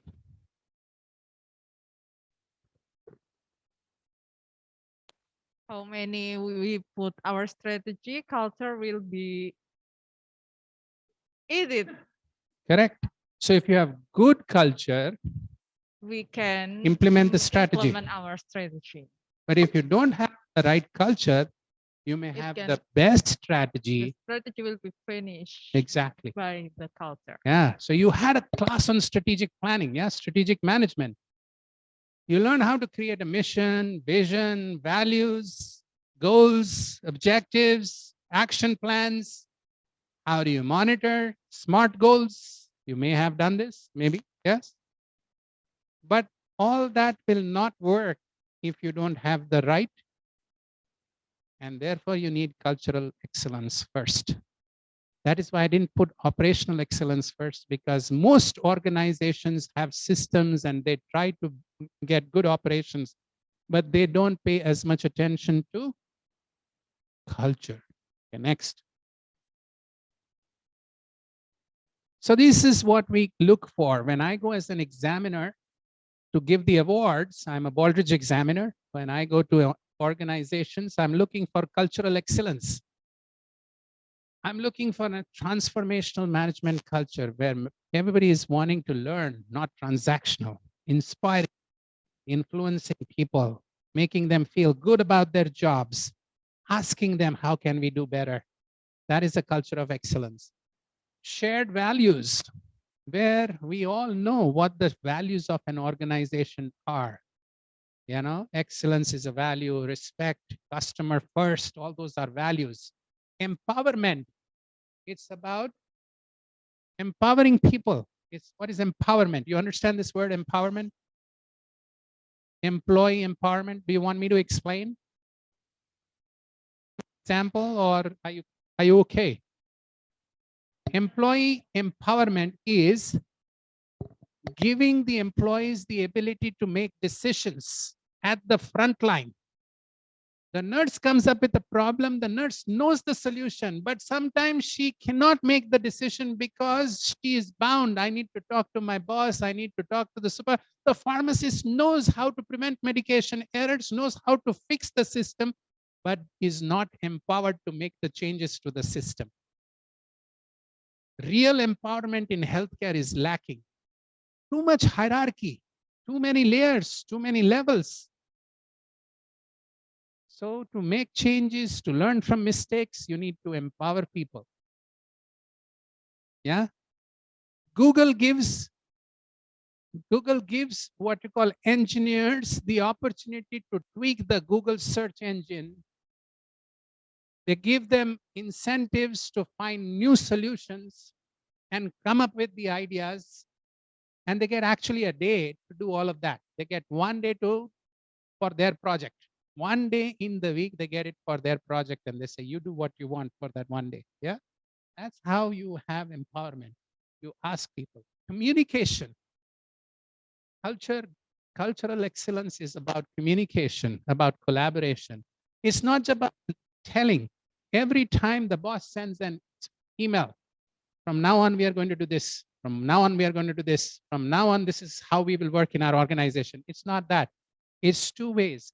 It's top down and it's bottom up. A good culture of communication is not just top down. It's top down, bottom up, and also side to side, peer to peer. And listening is an extremely important skill. Listening, active listening. You go up to your boss and you say, I know the solution to this problem. Boss is going to say, oh, don't worry about it. I know how to do it. I've got many more years of experience. That's listening? No, that's not. Nobody's going to come up with an idea. So communication is important. Negotiating, teaching, role modeling. I do it first, then others can do it. So that's all important. And service excellence. Service excellence, what is that all about? Going above and beyond the call of duty. Okay? Going above and beyond the call of duty. Creating the wow. Wow. You did marketing? Wow. Not satisfaction. Wow. Customer delight, not customer satisfaction. Customer delight. And what is the secret of how do you give customer delight? How do you deliver customer delight? It's very simple. Under commit and over deliver. Under commit and over deliver. But if you commit more and you deliver less, that's going to be painful. That makes sense? Yeah. So cultural excellence is key for high performance. Next slide, please. So you see the iceberg effect for culture. On top of the water, you see processes, you see organizational structures, you see certain systems and policies on top of the water in an organization. When in some organizations for attendance, you have a punch card, a card that you need to punch in when you come in and you need to punch out. In some organizations, you need to sign in and sign out. In some organizations, you need a gate pass if you want to leave out for lunch for 1 hour. They will put you to have a gate pass. I was out for an hour. So that all starts from all the work below the water, the culture below, the values, the value systems that are there. Those are the soft things that are there below water that actually show what the organization is all about. Okay. All right. So next slide, please. I'll give you another example. It's what we call the lily pond. Lily pond, this is a pond with lilies. It's a pond. So what you have on the surface, you see behaviors of employees, you see behaviors of management, yeah? On the top. They are either strict or they are relaxed or they are some behaviors. But how do you get to those behaviors? You have some beliefs. Those beliefs shape the values. Those values shape attitudes. And those attitudes shape action. So if you try to do work on the top, you will succeed once or twice, but you will fail eventually because you have to do work underwater. You have to do scuba diving. You have to dive inside the water to do all the work. If you want to take an organization, change the culture, you have to go below water. You can't fix. If you want patient safety should be a value. Safer care is a value. If you cannot get the value in people, your attitudes are not going to be the ones that you want, and your behavior, it's going to influence your behavior. Does that make sense? This comes from psychology, the field of psychology. Next. So values and a vision and mission, not just vision and mission, but values first is a strong foundation for a team culture. You have an engaged workforce for high performance. You want an ethical and enduring organization. So know that values, vision, and mission drive strategy and performance. So as leaders, as managers, don't say all that mission, vision, values is all that nice fluffy stuff which is put everywhere on the boards. No, it is real. You need to work on it. You need to make that come alive. Okay, next. So I'm going to ask you guys, what do you see here? What do you see here? What do you see? An old man. Okay. Old man with the black coat. Old man with the black coat and cap. Okay. What do you see? She sees a young lady. She sees the young lady. You are seeing an old man. Okay. Anybody see anything else? What do you see? What do you see? There's two perspectives. What are the two perspectives? You're right. Uh-huh. There's two perspectives. There is old people who, when we getting the different perspective, there's young lady in her nose and chin. So the old lady is looking this side. The young lady is In the looking back. that side. So there are two perspectives in this, if you can see it. Can you see it? Can you see it? Oh, no.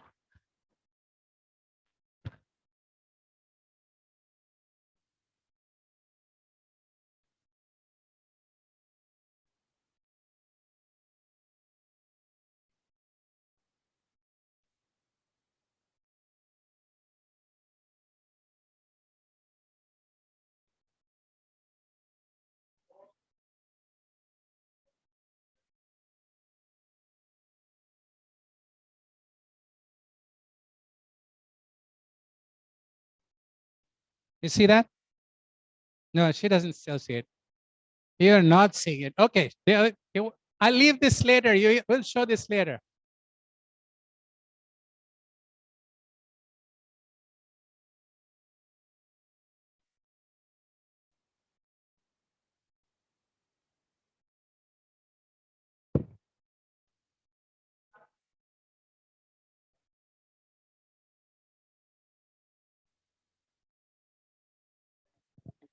For the online audience, can you see one or two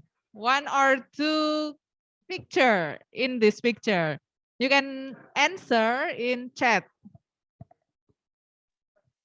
Two picture. One or two person. You can answer in your chat, please. If you see two people in one picture, you can chat here, or if you just see one picture, you can chat one.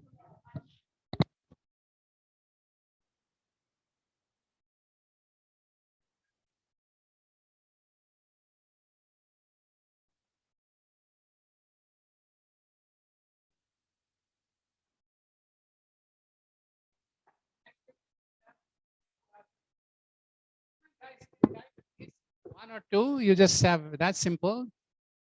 Can you type? I want some engagement from the online audience. Come on.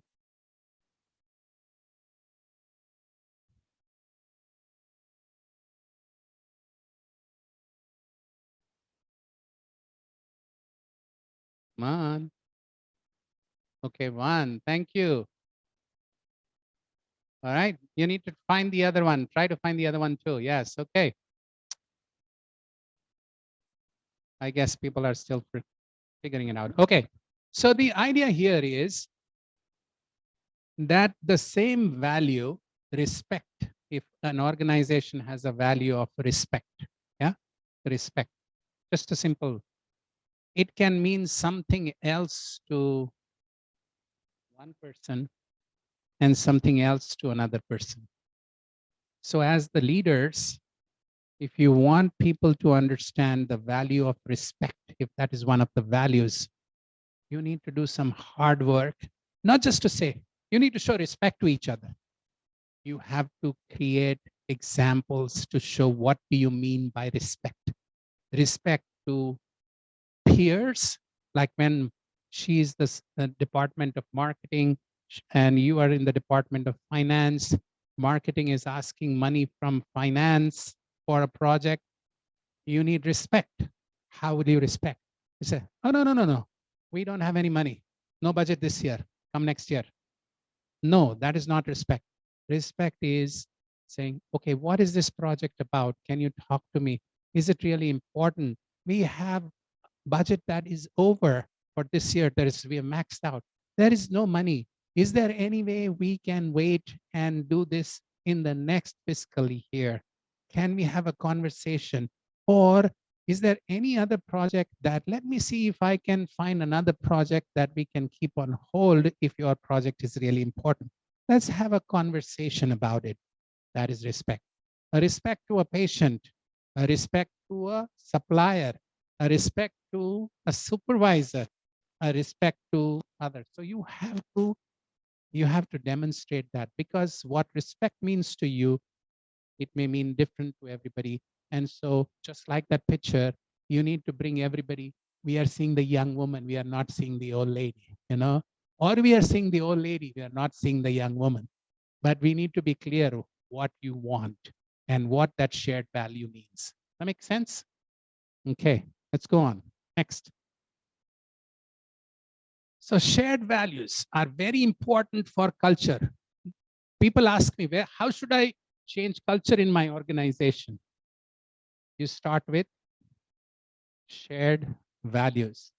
And what are shared values? They are explicit or implicit beliefs, concepts, and principles that are the under the water that shape the culture of an organization. And as CEOs, as managers, you need to reward those or punish people if they are not living up to this, what you call. So reflect on a few companies. Let's talk about one or two companies. Is there an Indonesian company that you really admire?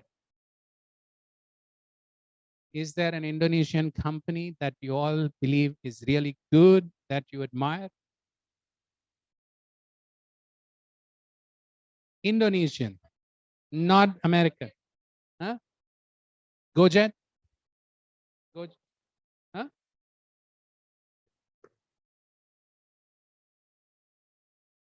Yeah. Gojek. G-E-T. Gojek. Okay, it's a great company. Okay. What might be the values? Think about the values that this organization has. What might be the values that has shaped their culture? Think about it. Is it customers first? Customer experience? What might be the values that are there? Think about the values that this organization may have so that it is able to communicate it to all the people, all the drivers, even those who come who are not part of the company. They have to do a lot of work to make sure that they are rewarding the right behaviors and they are not rewarding the wrong behaviors. Make sense? Okay, cool. Next slide, please. So let's move on. This is enough about values. Let's move on. Next slide, please. So just to give you an example from the United States, Mayo Clinic is like another clinic like Johns Hopkins, which is very well regarded, highly respected. Mayo Clinic is there. And they started with two values. The foundation of that organization started with two values. The best interest of the patient is the only interest to be considered. And the second is no one is big enough to be independent of others. Yeah, so we are all dependent on each other. We all are team members. And even though you are a nurse and you're a doctor and we are all the same. We all have the same voice. We all need respect. Yeah, so that is what it is. This was in the midst of it's an $8 billion enterprise. It's a huge company. And then, so that's the two values. It's the importance of values in shaping culture. So all this time is spent on values because culture is important, and culture begins with values and how you communicate those values and how to make those values come alive. Next, please. So this is from a CEO that many times the focus of organizations is on operational excellence, on processes, on systems, on formats, on rating criteria, with the assumption that if we have nice systems, everything will work nicely in the organization. So systems are necessary, but they are not sufficient. Okay? The last two bullets are what you take away. Systems are necessary, but they are not sufficient. You need culture. That culture and systems together will take you to high performance. Okay, move on next. So this is another CEO or CMO. We've been doing process improvement for several years. You're talking about patient safety improvement. You can replace process improvement with patient safety improvement. We've been doing patient safety improvement for several years, and we think we are on the right track. But we've tried a number of tools, and they just don't address the relationship issues that are holding us back. The relationship, we need to have good relationships. Okay, next one, please. So that was cultural excellence. Yeah, we spent some time on what is cultural excellence. And now we are going to operational excellence. And in operational excellence, there are lots of things that you need to do as big bosses, as the big dog. You got to, this is your checklist. The first is evidence-based management. Okay. And I will spend some time on what evidence-based management is, not the other things, but I'll talk to you on this slide. If I was taking a class on high-performing organizations, a class that I teach at Johns Hopkins, I spend one lecture on each of these, what you call bullet points. But today, we are just giving you a broad overview of what it takes to go to high performance. We're going to spend some time on evidence-based management. Okay, sound good? Okay, so you know you need evidence-based management, you need evidence-based management, you need change management. What is change management? Change management is an art and a science. When you want to take an organization from one step to another step, you want to implement a new electronic health record system in a hospital. You want to introduce a new medical record system. You want to introduce a new pharmacy delivery system. You are changing a system from an old system to a new system. You need change management expertise, okay? And that's a class that I teach at Johns Hopkins, a separate class on change management. Then you have continuous improvement. You need to be a learning organization. Like ever improving value cannot happen without continuous improvement. Does that make sense? Ever improve. Every year, the camera gets better on the Apple iPhone. Some new features come on the iPhone. And the Android is also doing the same thing because it has to remain competitive. So it's also doing the same thing. And Samsung does that too. And so continuous improvement. Organization design is an important aspect. Yeah. Hospitals are very hierarchical structures. Very many layers that are. We need to come up with new innovative designs that does not require so many levels. Yeah. We need to create care teams of nurses instead. Mayo Clinic has come up with a new model, which is using clinical care teams. There's a doctor, there is a nurse, there is a social worker, there's another person. They are all part of a care team for every patient, and there is no hierarchy, and that team takes care of that patient. So you need a new organization design. You need to be agile and adaptable, in sync with the environment, constantly talking to the environment, not being siloed and not ignoring the environment. And then you need to use knowledge assets. You need to collect all the data. Okay, so let's go back for a bit. What is data? What is information? Can somebody tell me? Have you taken a class on health information management? Yes? Class on information management? Yes. So what is data? What is information?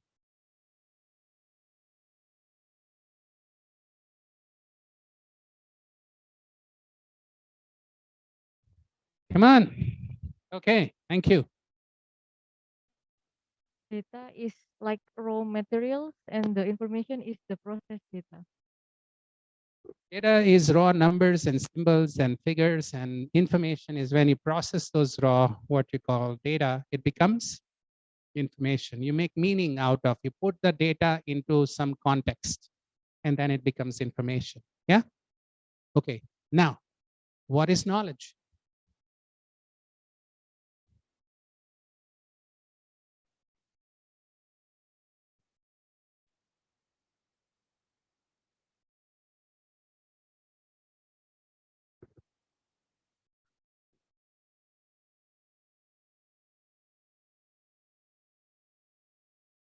What is knowledge? So knowledge is when you use the information, make some decisions, some things happen, either good or bad.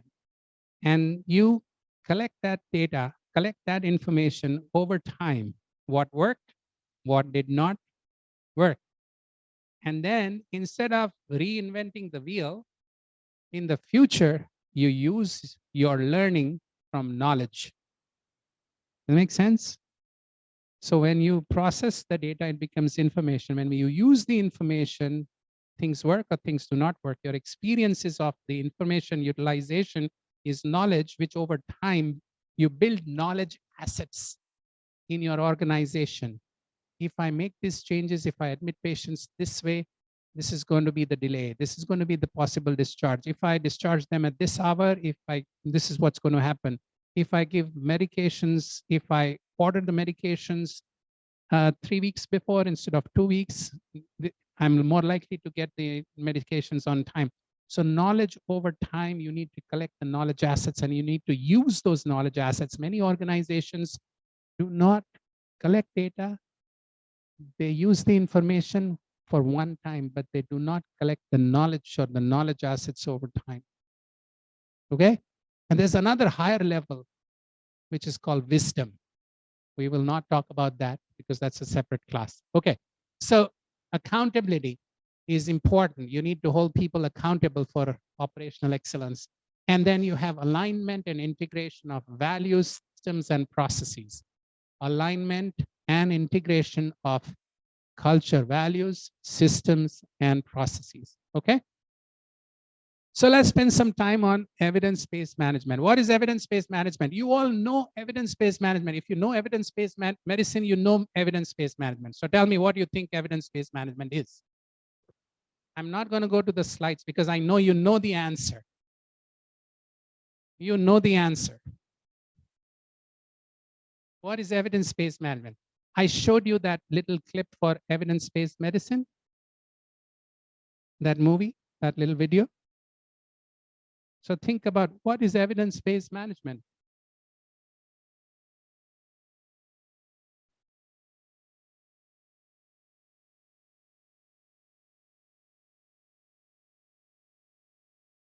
Come on, come on.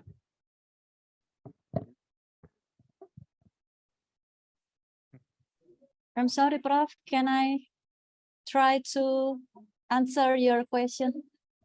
Absolutely. Yes. Yes, please. I think about evidence-based management is emerging movement to explicitly use the current best evidence in management and decision-making process. Is a part of the larger movement towards evidence-based practice. Thank you, Chris. Who's that? Who was that? Christina, thank you so much. Yes, indeed. And thank you. I think Henrik also posted a comment, right? Henrik also posted. So yes, let's go to the next slide. So in the 1990s, evidence-based medicine has been there for more than 7 or 8 decades, 80 years, 80, 90 years. But evidence-based management came into being in 1990s. And it's a thoughtful, thorough, and disciplined approach. Is similar to evidence-based medicine, and it relies on systematic use of science to identify best practices, formal process specification, and performance management. Let's take an example. I'll give you an example so it becomes easy. Yeah. You took a class on human resource management. Okay. If you had to summarize the role of HR, what is the role of HR? What is the role of HR, human resource department? What is the role? What is the big picture? What does HR do?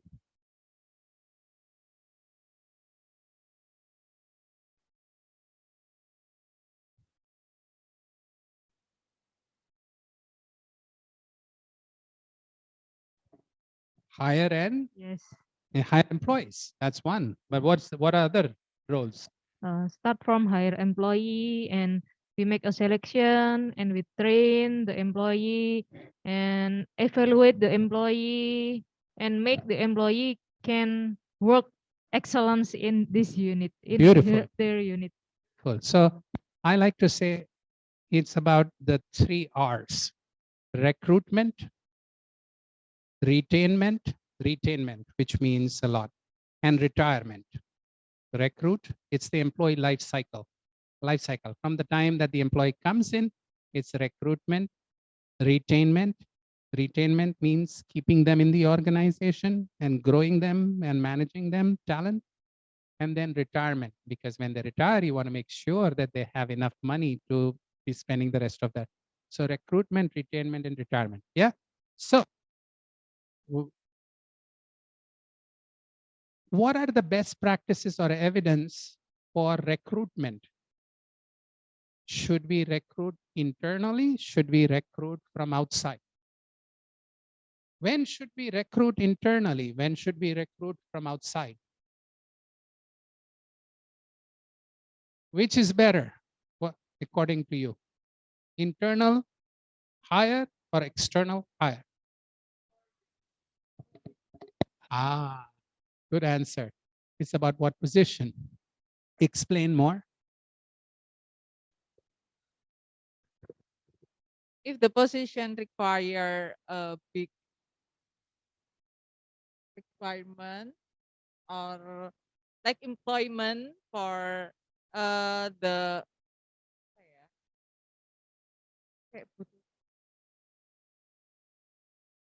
so many people have that skill or like it depends on position. Maybe if there is internally requirement for position that we must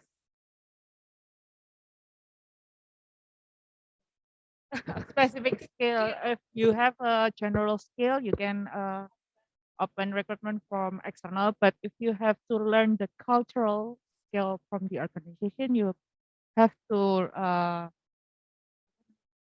recruit from the internal. If you want to maintain the culture, you keep internally. If you want new culture or something new, then and you don't have the skill, you get from outside. Typically, CEOs, the higher you go, and if you want a cultural shift, then you would try to look for internal sometimes or sometimes external. But in management, you need to do studies, right? To study whether beneficial to look at internal hire or beneficial to look at how many studies are done? Not many. When you're hiring, what is the best practices for promoting people? When should you promote people? What's the best practices for performance appraisal? 90 degrees, 180 degrees, or 360 degrees, which one is the best? We are way behind evidence-based medicine in healthcare. We need to create that evidence base in management to make decisions based on studies that tell us if I made a decision with my judgment. Most of these decisions are made by judgment, by experience, but we have to replace that with evidence-based management. Does that make sense? Yeah. So just like evidence-based, next slide, please. Just like evidence-based medicine, okay? So evidence-based management is a new concept. It's not common. It is still new. Many CEOs are still utilizing their experience to make decisions. Many managers are not utilizing science and data. They're still using their own judgment. Yeah. But evidence-based management is along with evidence-based medicine, creates healthcare organizations that can achieve performance that you did not think you could achieve before. Okay, so you need evidence-based medicine, you need evidence-based management, and you need cultural excellence. If you have all of these together, you will have a high-performing organization. Next, please. So, how many of you have seen this pyramid, hierarchy pyramid? Have you seen this? Have you seen this? This is the hierarchy of evidence pyramid. It's called the hierarchy of evidence. At the top, What's the best quality evidence? If you want good quality evidence, what's the best quality evidence? Systematic reviews. What is a systematic review? What is a systematic review? Come on, guys. You have taken bias or no? Yes, no. If you have not taken, tell me. I can explain. What's a systematic review? What is a systematic review? Okay. We collect from much research, and then we collect about what theme they What- said, what the point of many research. Correct. It's a study of studies. It's a study of numerous studies. Yeah. So all the studies, some study on patient safety and falls done in Indonesia, patient safety and falls done in the United States, in the United Kingdom, in outpatient, in inpatient, etc. And you collect all these studies, and then you come up with a methodology to include or exclude some of these studies based on certain criteria. And then you come up with findings that you summarize for everybody. So you are not looking at one paper or one article, but it is like summation of all these articles. So that, what is meta-analysis? Is it the same as systematic review or is it different? Okay, how is it different? Yeah, the meta-analysis usually contains like quantitative analysis. Yeah. With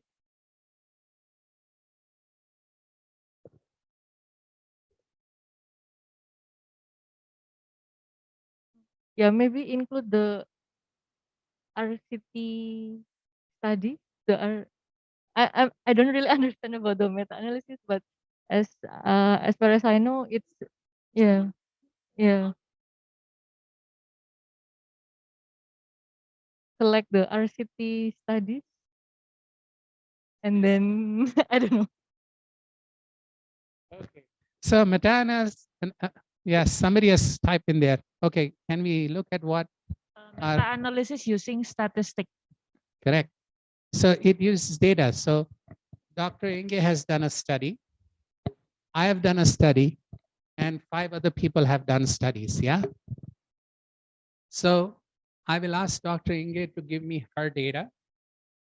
I will use my data. I will ask other people to give their data. I will pool all that data and then see whether the results still hold or still don't hold. That is meta-analysis. Yeah. So it's also a high level of evidence like systematic review. So, but I just wanted, since it's not written there, I wanted to mention that to you. Okay. Now, how many studies are done in management?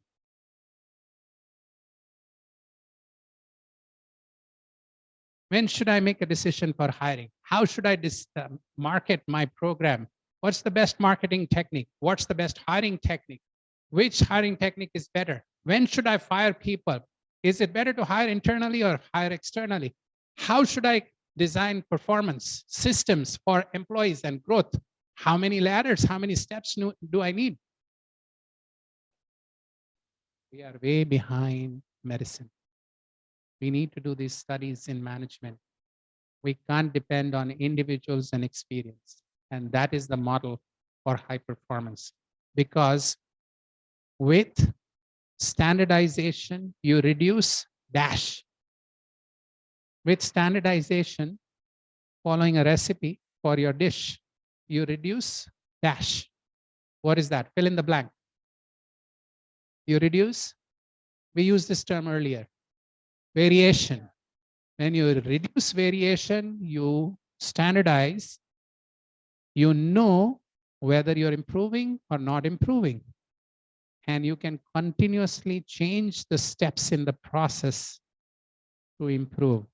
And evidence-based management is all about standardization, about getting the best practices, and about testing literature and getting to that point. Is that helpful? And so when you go into the world of management, try to create evidence at your level, at least to start with. Then ask colleagues to, in other hospitals to collect the data and share their evidence. And then together you can publish papers or do studies that are, what is an RCT? What is an RCT? Randomized control trial. You know what a randomized control trial is? How many RCTs are done about management practices in, have you heard of an RCT done for management practice? That is where we are behind. We are just starting out. In the 1990s, this term was brought by COVID. I have a video. So can we go to the video and then we can end? Next slide. So we want excellence in organization. You need a strategy. You think about a weighing scale. Have you seen an old weighing scale? A weighing scale where you put weight on one side and there is fruits on the other side. You've seen a weighing scale? Yes. So think about a weighing scale. You need a strategy that balances operational excellence and cultural excellence. So if you have a weighing scale, you want both to be balanced. So you need a strategy in your strategic plan for culture. How many of you know of the term CEO? What is a CEO? What is that? Chief Executive Officer. Have you heard of the word president? Title president and CEO. Have you heard of COO? What is that? Chief Operations Officer. What is the CFO? Chief Finance. Where is our finance? No, she just walked out. Chief Finance Officer. Have you heard of CCO?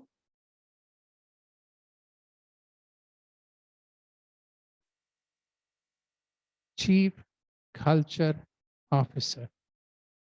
If culture is important, have you seen a position of a Chief Culture Officer? According to all these studies, culture is important and culture is a lot of work. It's equal to operations. But we don't have somebody looking after the culture. The CEO is too busy. The CEO is too busy on operations. So my experience is you may not have a CCO, but you need people who are constantly engaged and focusing on cultural excellence. Okay. And so with that, let's move on. I think, so if you look at this schematic for high-performing organization, you want to start with cultural excellence. Yeah. This box is all about culture. You want operational excellence or evidence-based management. Yeah.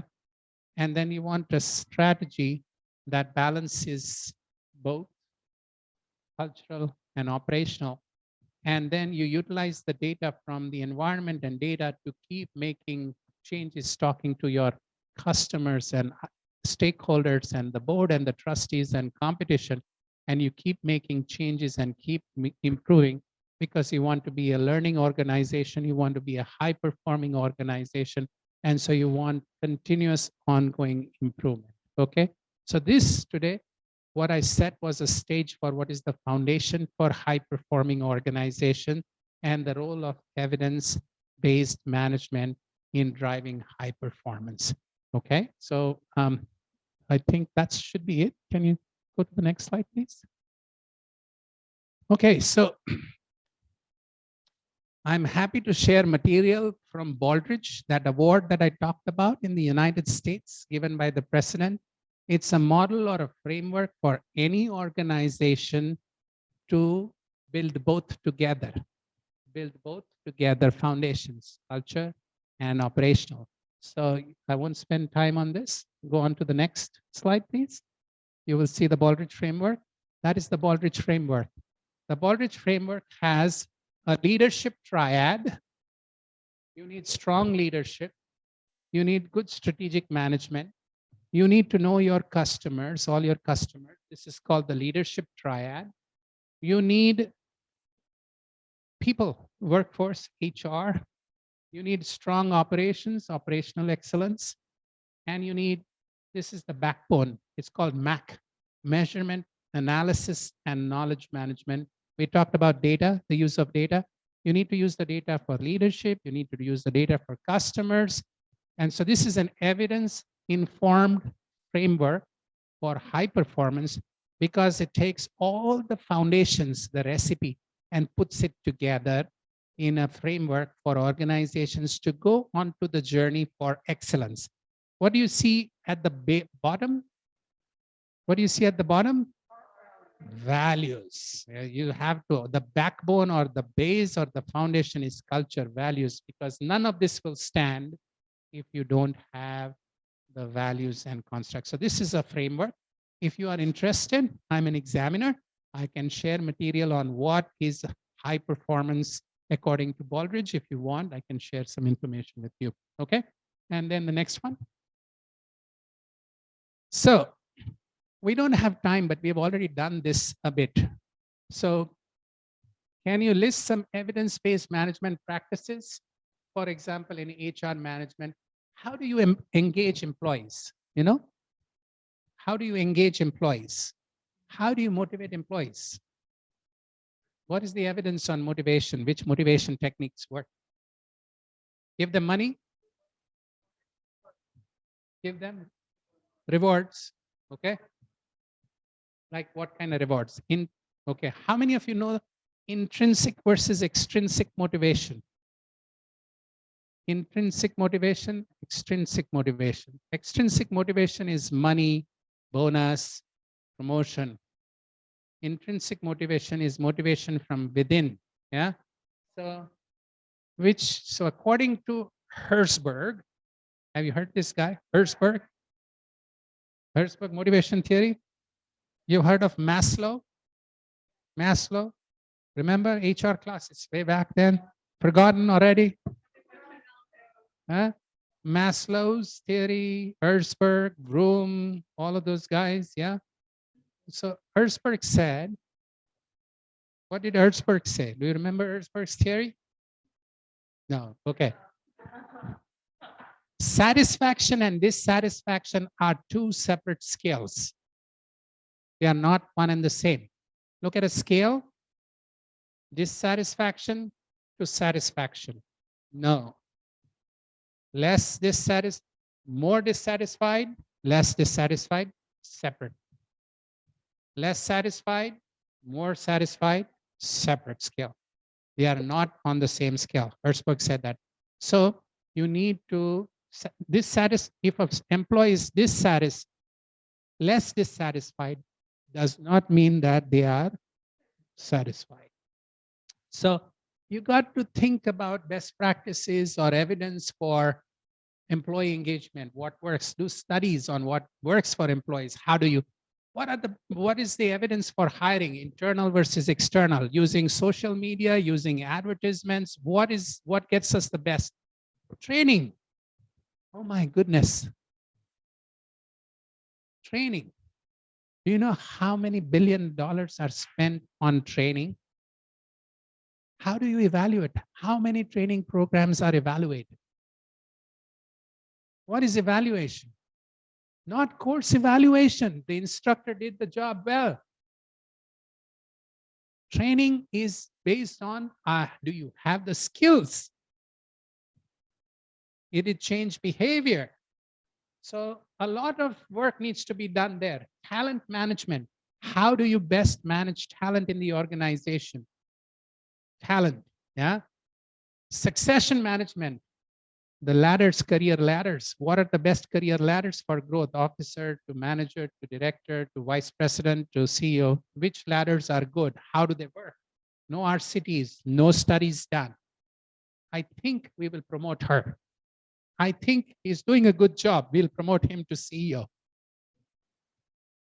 He has good relations with the board. We'll promote him to the CEO. You know what I'm saying? She's not doing a good job. She's causing trouble. Transfer her to another department. Yeah. So So that is what it is. So I just wanted to bring this out, that there is a lot of work that we need to do, and you guys are researchers. You're trained in research and you're trained in management. So as future leaders, that is what you need to do. Okay. So can you go to the next slide? Okay. So with that, I think I'm done. I'll stop here to see. I'm sorry we took a little longer than expected because we took a little longer in the game. But if there are any questions, I'm happy to answer that. My hope was to introduce you to performance management, performance excellence, to tell you about the foundations for high performance, and then to introduce you to evidence-based management. I hope I've been able to do that. Thank you.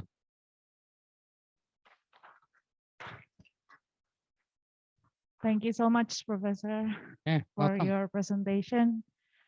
Maybe there is a question for Professor Cyrus. Professor, I individual. I want to ask. Yes, I have. Okay. Sorry. Okay. In Indonesia, hospital is an organizational business now. So maybe we should consider trying to consult with other firm, other company, consultant company for again higher profit for our hospital. Maybe we could something in US, in America. Is there any like that or some kind? Thank you. So there are consulting firms. Your question is, should we consult consulting firms? There are many consulting firms that will come in and do a diagnostic in your organization, look at the finances, look at the numbers, look at the structure, and then give you advice. They charge a lot of money. They charge a lot of money. And there are the big three consulting firms. You should know them: PwC, Deloitte, Deloitte. They charge a lot of money. Yeah, there's Booz Allen. They charge a lot of money.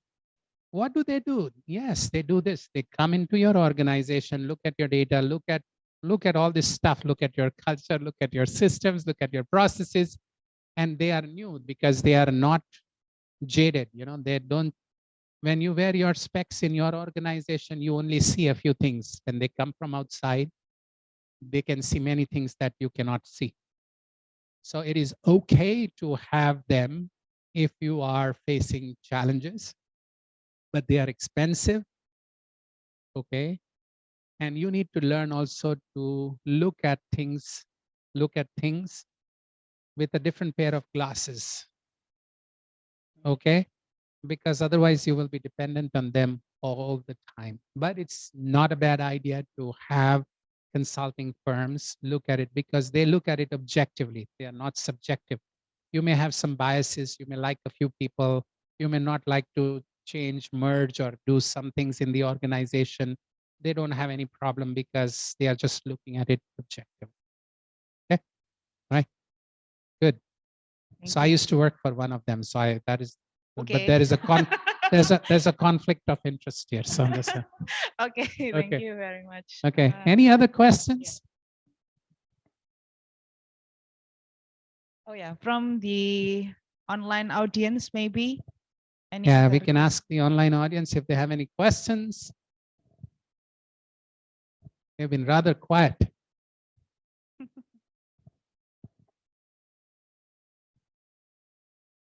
Any other question, maybe? CEO?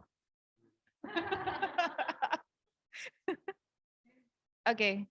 Professor said evidence-based management is new for me. I want to ask, or is there any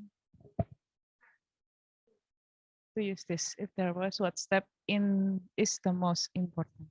So thank you, Hendrik. The question is, for the benefit of everybody, evidence-based management is new for me. It was new for me a few years ago too. Although I was a CEO, I did not know about this. It came in later. So I want to ask, how, or is there any steps to use this? How do you start? Where do you start? Is that your question? If there was, what steps are the most important? What steps are the most important? So it took a long time for physicians to understand the role and contribution of evidence-based medicine. Okay. In the US, particularly, it took a long time. What doctors felt when they were told, here's the evidence, you should be doing this, not what you think is right. The doctor said, that is cookbook medicine. You know what cookbook medicine is? It's like a recipe. If I want to cook this, open this, look at this recipe. I am better than that. I don't need no. Do you use a recipe? No, you don't use a recipe. I know I've done this so many times. I've treated so many patients. I don't need you to tell me how I need to treat my patients. I don't need you to tell me how I can cook my meal, whatever that was. Yeah. I don't need no recipe. So the biggest challenge was showing the value of following a recipe, the biggest challenge for physicians. And I suspect that will be the biggest challenge for CEOs, because CEOs, I'm one of them, so I think we have seen all in life. We have died and been born again, second time born. In management, they are called twice born, which is I've been born again in the same life. I've seen everything in this life. And so I know what works and what does not work. And so I don't need to look at evidence-based management. I don't need to look at literature. I don't need to do any studies. You've hired me, that's my job. I know we need to merge with that organization. So the biggest challenge is the mindset, mental models that need to be changed for the senior leaders, that there is a role and a place for your judgment, your experience, but there is also a role and place for evidence. So that is the biggest step. So that is going to take us some time, Santoso. So Hendrik, if that makes sense, you are going to speak. We have got to fight the battle with the CEOs saying, how do you know? Start with innocent questions. You know what they have in the Harvard Business Review? There's an article. Every good leader needs to have a court jester. You know, in the old days, there used to be a king, a monarchy, king, and there used to be somebody who was in the king's, what you call, group, who was a clown or a jester, who would make fun, who would make light of things. So he would even make fun of the king and say a few things here and there, you know, or question the king innocently. And the idea is every good leader needs a court jester, somebody who can challenge the leader and ask, how do you know this is a good decision? Where is the data? Oh, it's my experience. Don't you think we should look at some other data? Don't you think we should ask a few neighbors? Don't you think we should look at literature? Should we do a study? Because it's an important, what you call, can we do a study? So those are the kind of questions. I don't know if I answered your question, Hendrik. Did I answer your question? So we need to start with a huge mental model change.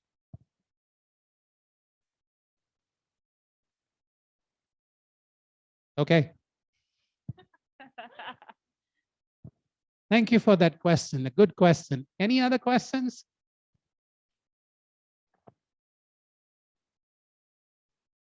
Okay, so What is the big barriers? okay, I want to make sure I don't murder your name. How do I, Agung? Agung? Yes. Agung? Okay, Agung. So good question. There are lots of barriers. There are lots of barriers for evidence-based management. Okay, the first I've already told you. I just said to you. What are other barriers? You need to conduct studies. Who's going to pay to conduct these studies? The pharma companies paid money to conduct studies for all the medicines and clinical trials because they make money. Yes. So where is the money going to come for a study on hiring practices? Best, somebody has to do that, right? So we've got resources. Somebody has to invest in that. So we need resources. Third, we need technical expertise. Hospitals don't have epidemiologists. They don't have statisticians. They don't have people qualified and trained as many people in research methods. Okay, so you need You need people, you need training, okay? And the fourth is you need more time. To do a study, there needs to be an incentive and time. People are busy. And there needs to be acknowledgement that you are generating evidence for the organization. And it starts, so you need to be rewarded. There needs to be incentives for that. There will be no incentives right now. Right now, your incentive is if you get your job done, you get an incentive. If you don't get your job done, you don't get an incentive, right? But this is, you need time to do a research study. You need people, you need support, and you need a culture of using evidence. So that is you need a culture of using evidence. So lots of barriers. And you are the ones who are going to address those barriers, because in the United States now, you don't get paid if you make mistakes. We have moved to a reimbursement system which is totally different, and we don't have time to talk about it, but in the US, you get paid for a treatment. And a hospital has to do the best that they can to stay within that budget of what is paid. It is not by day. In the good old days, the hospital sends the bill to the government. Yes. It's like BPJS, cost and insurance, national insurance cost. Yeah. Called Yes. So it's a budget-based system. It's what we call DRG. I don't know if you've studied. Diagnosis related group. So for every disease, every hospital gets a certain sum of money. Also like that. And then if the hospital has to stay within that, if it does not, it has to get money from its own pocket. Yeah. And so the same system is there. And so the more you have evidence, the better you can treat patients, the better you can manage patients, the sooner you can discharge them, the more money you can make, and you can reinvest that money into other research or other activities. Okay. Long answer to your short question. Sorry. Okay. One last question if you have, or any comment. Yes. So when in evidence-based medicine, you can take about patient value to patient preferences to make our decision. So whose value take to make this decision in evidence-based management? Because there is the leader value, or the leader value herself, or itself, and then there is organizational value or cultural value. Which one?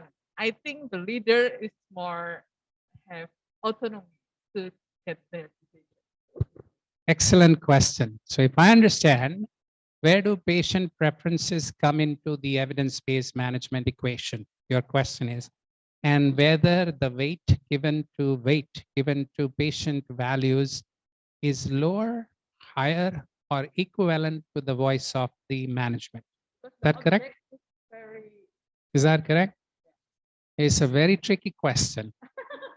Okay, let me tell you what happens in medicine. Even in medicine, there's a conflict. Even in evidence-based medicine, there's a conflict. Beta blockers are required for a certain category of patients, and the doctor says you need beta blockers. Okay, if in the US we have obesity, obesity, big problem, big people. When I come here, I don't see any obesity. Everybody is healthy, and in the United States, 4 or 5 out of 10 people in my country are overweight or obese. Yeah, it's an epidemic of sorts. So lifestyle changes are part of the treatment that a doctor, when treating patients with obesity, is recommending. Yeah, lifestyle, exercise, food, yeah, small portions, yeah, small plates, okay, and this medicine. Patient preferences is still to eat fried food, Burger King, etc. What happens? You tell the patient, but the patient adherence is not 100%. Patient compliance is not there. Doctor can only do so much. It's the job of the doctor to educate the patient about what is best for and explain why it is good for him or her. After that, they say you can take the horse to the water, but you cannot make the horse drink the water. Same in evidence-based management, okay? You can explain to the patient why you need to discharge the mother sooner. Okay, I have this personal problem. My wife had a baby at Johns Hopkins. She had a C-section, okay? You know what a C-section is, okay? And then in about 3 days, they wanted to discharge the mother and the baby back home. In my country, in India, you keep a mother and baby for 5 to 7 days till she has healed properly, regained what you call energy, because there's no help at home in the United States. Yeah, you got to do it all. And then new baby, new what you call recovering. So I wanted that they stay for 1 more day, 1 more day. And they said, no, evidence says you need to be discharged. And then I said, why? I mean, why can't she say? Then the nurse practitioner explained to me, every additional day of stay in the hospital increases the risk of infection and medication error, etc., by X%. Do you still want to stay in the hospital? No, I don't want to. The baby can get an infection too. You want to get out of this hospital as soon as possible. It is in your interest. And so education is an important component to get patient compliance in evidence-based management.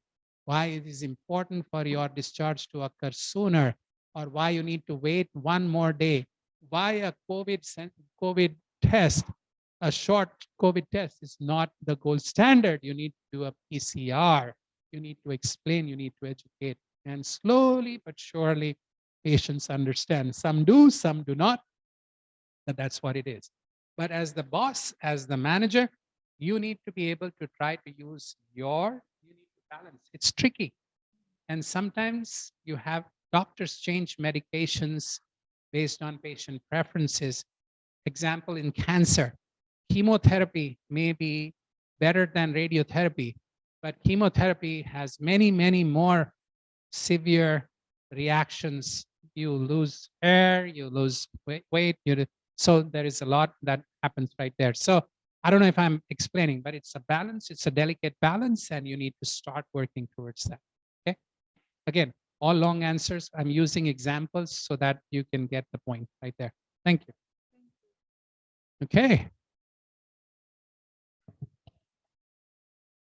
All right. Maybe any other question? One question more? No? From Ma'am Inga? No? No. From online audience? No?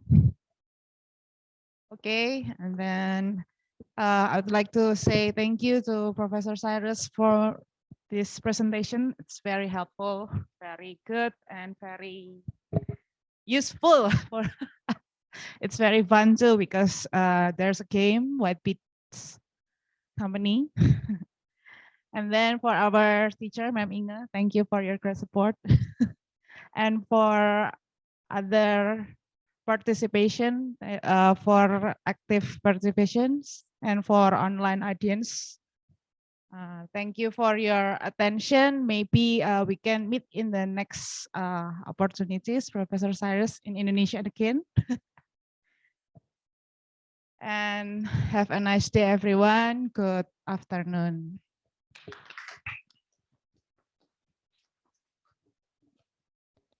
Makasi, thank you very much. Thank you. Sorry, you took a little longer than expected. It was a pleasure meeting with you. You guys are really amazing. I like the way you engaged with the game. Sorry if it was not part of your culture to sort of come. I know there was a little bit of hesitation, but that exercise was just to prove the point that you need to fix systems. Don't focus on people first. So thank you for speaking up. Thank you for contributing, and thank you for being so patient. Appreciate it. Thank you. Sure. Absolutely.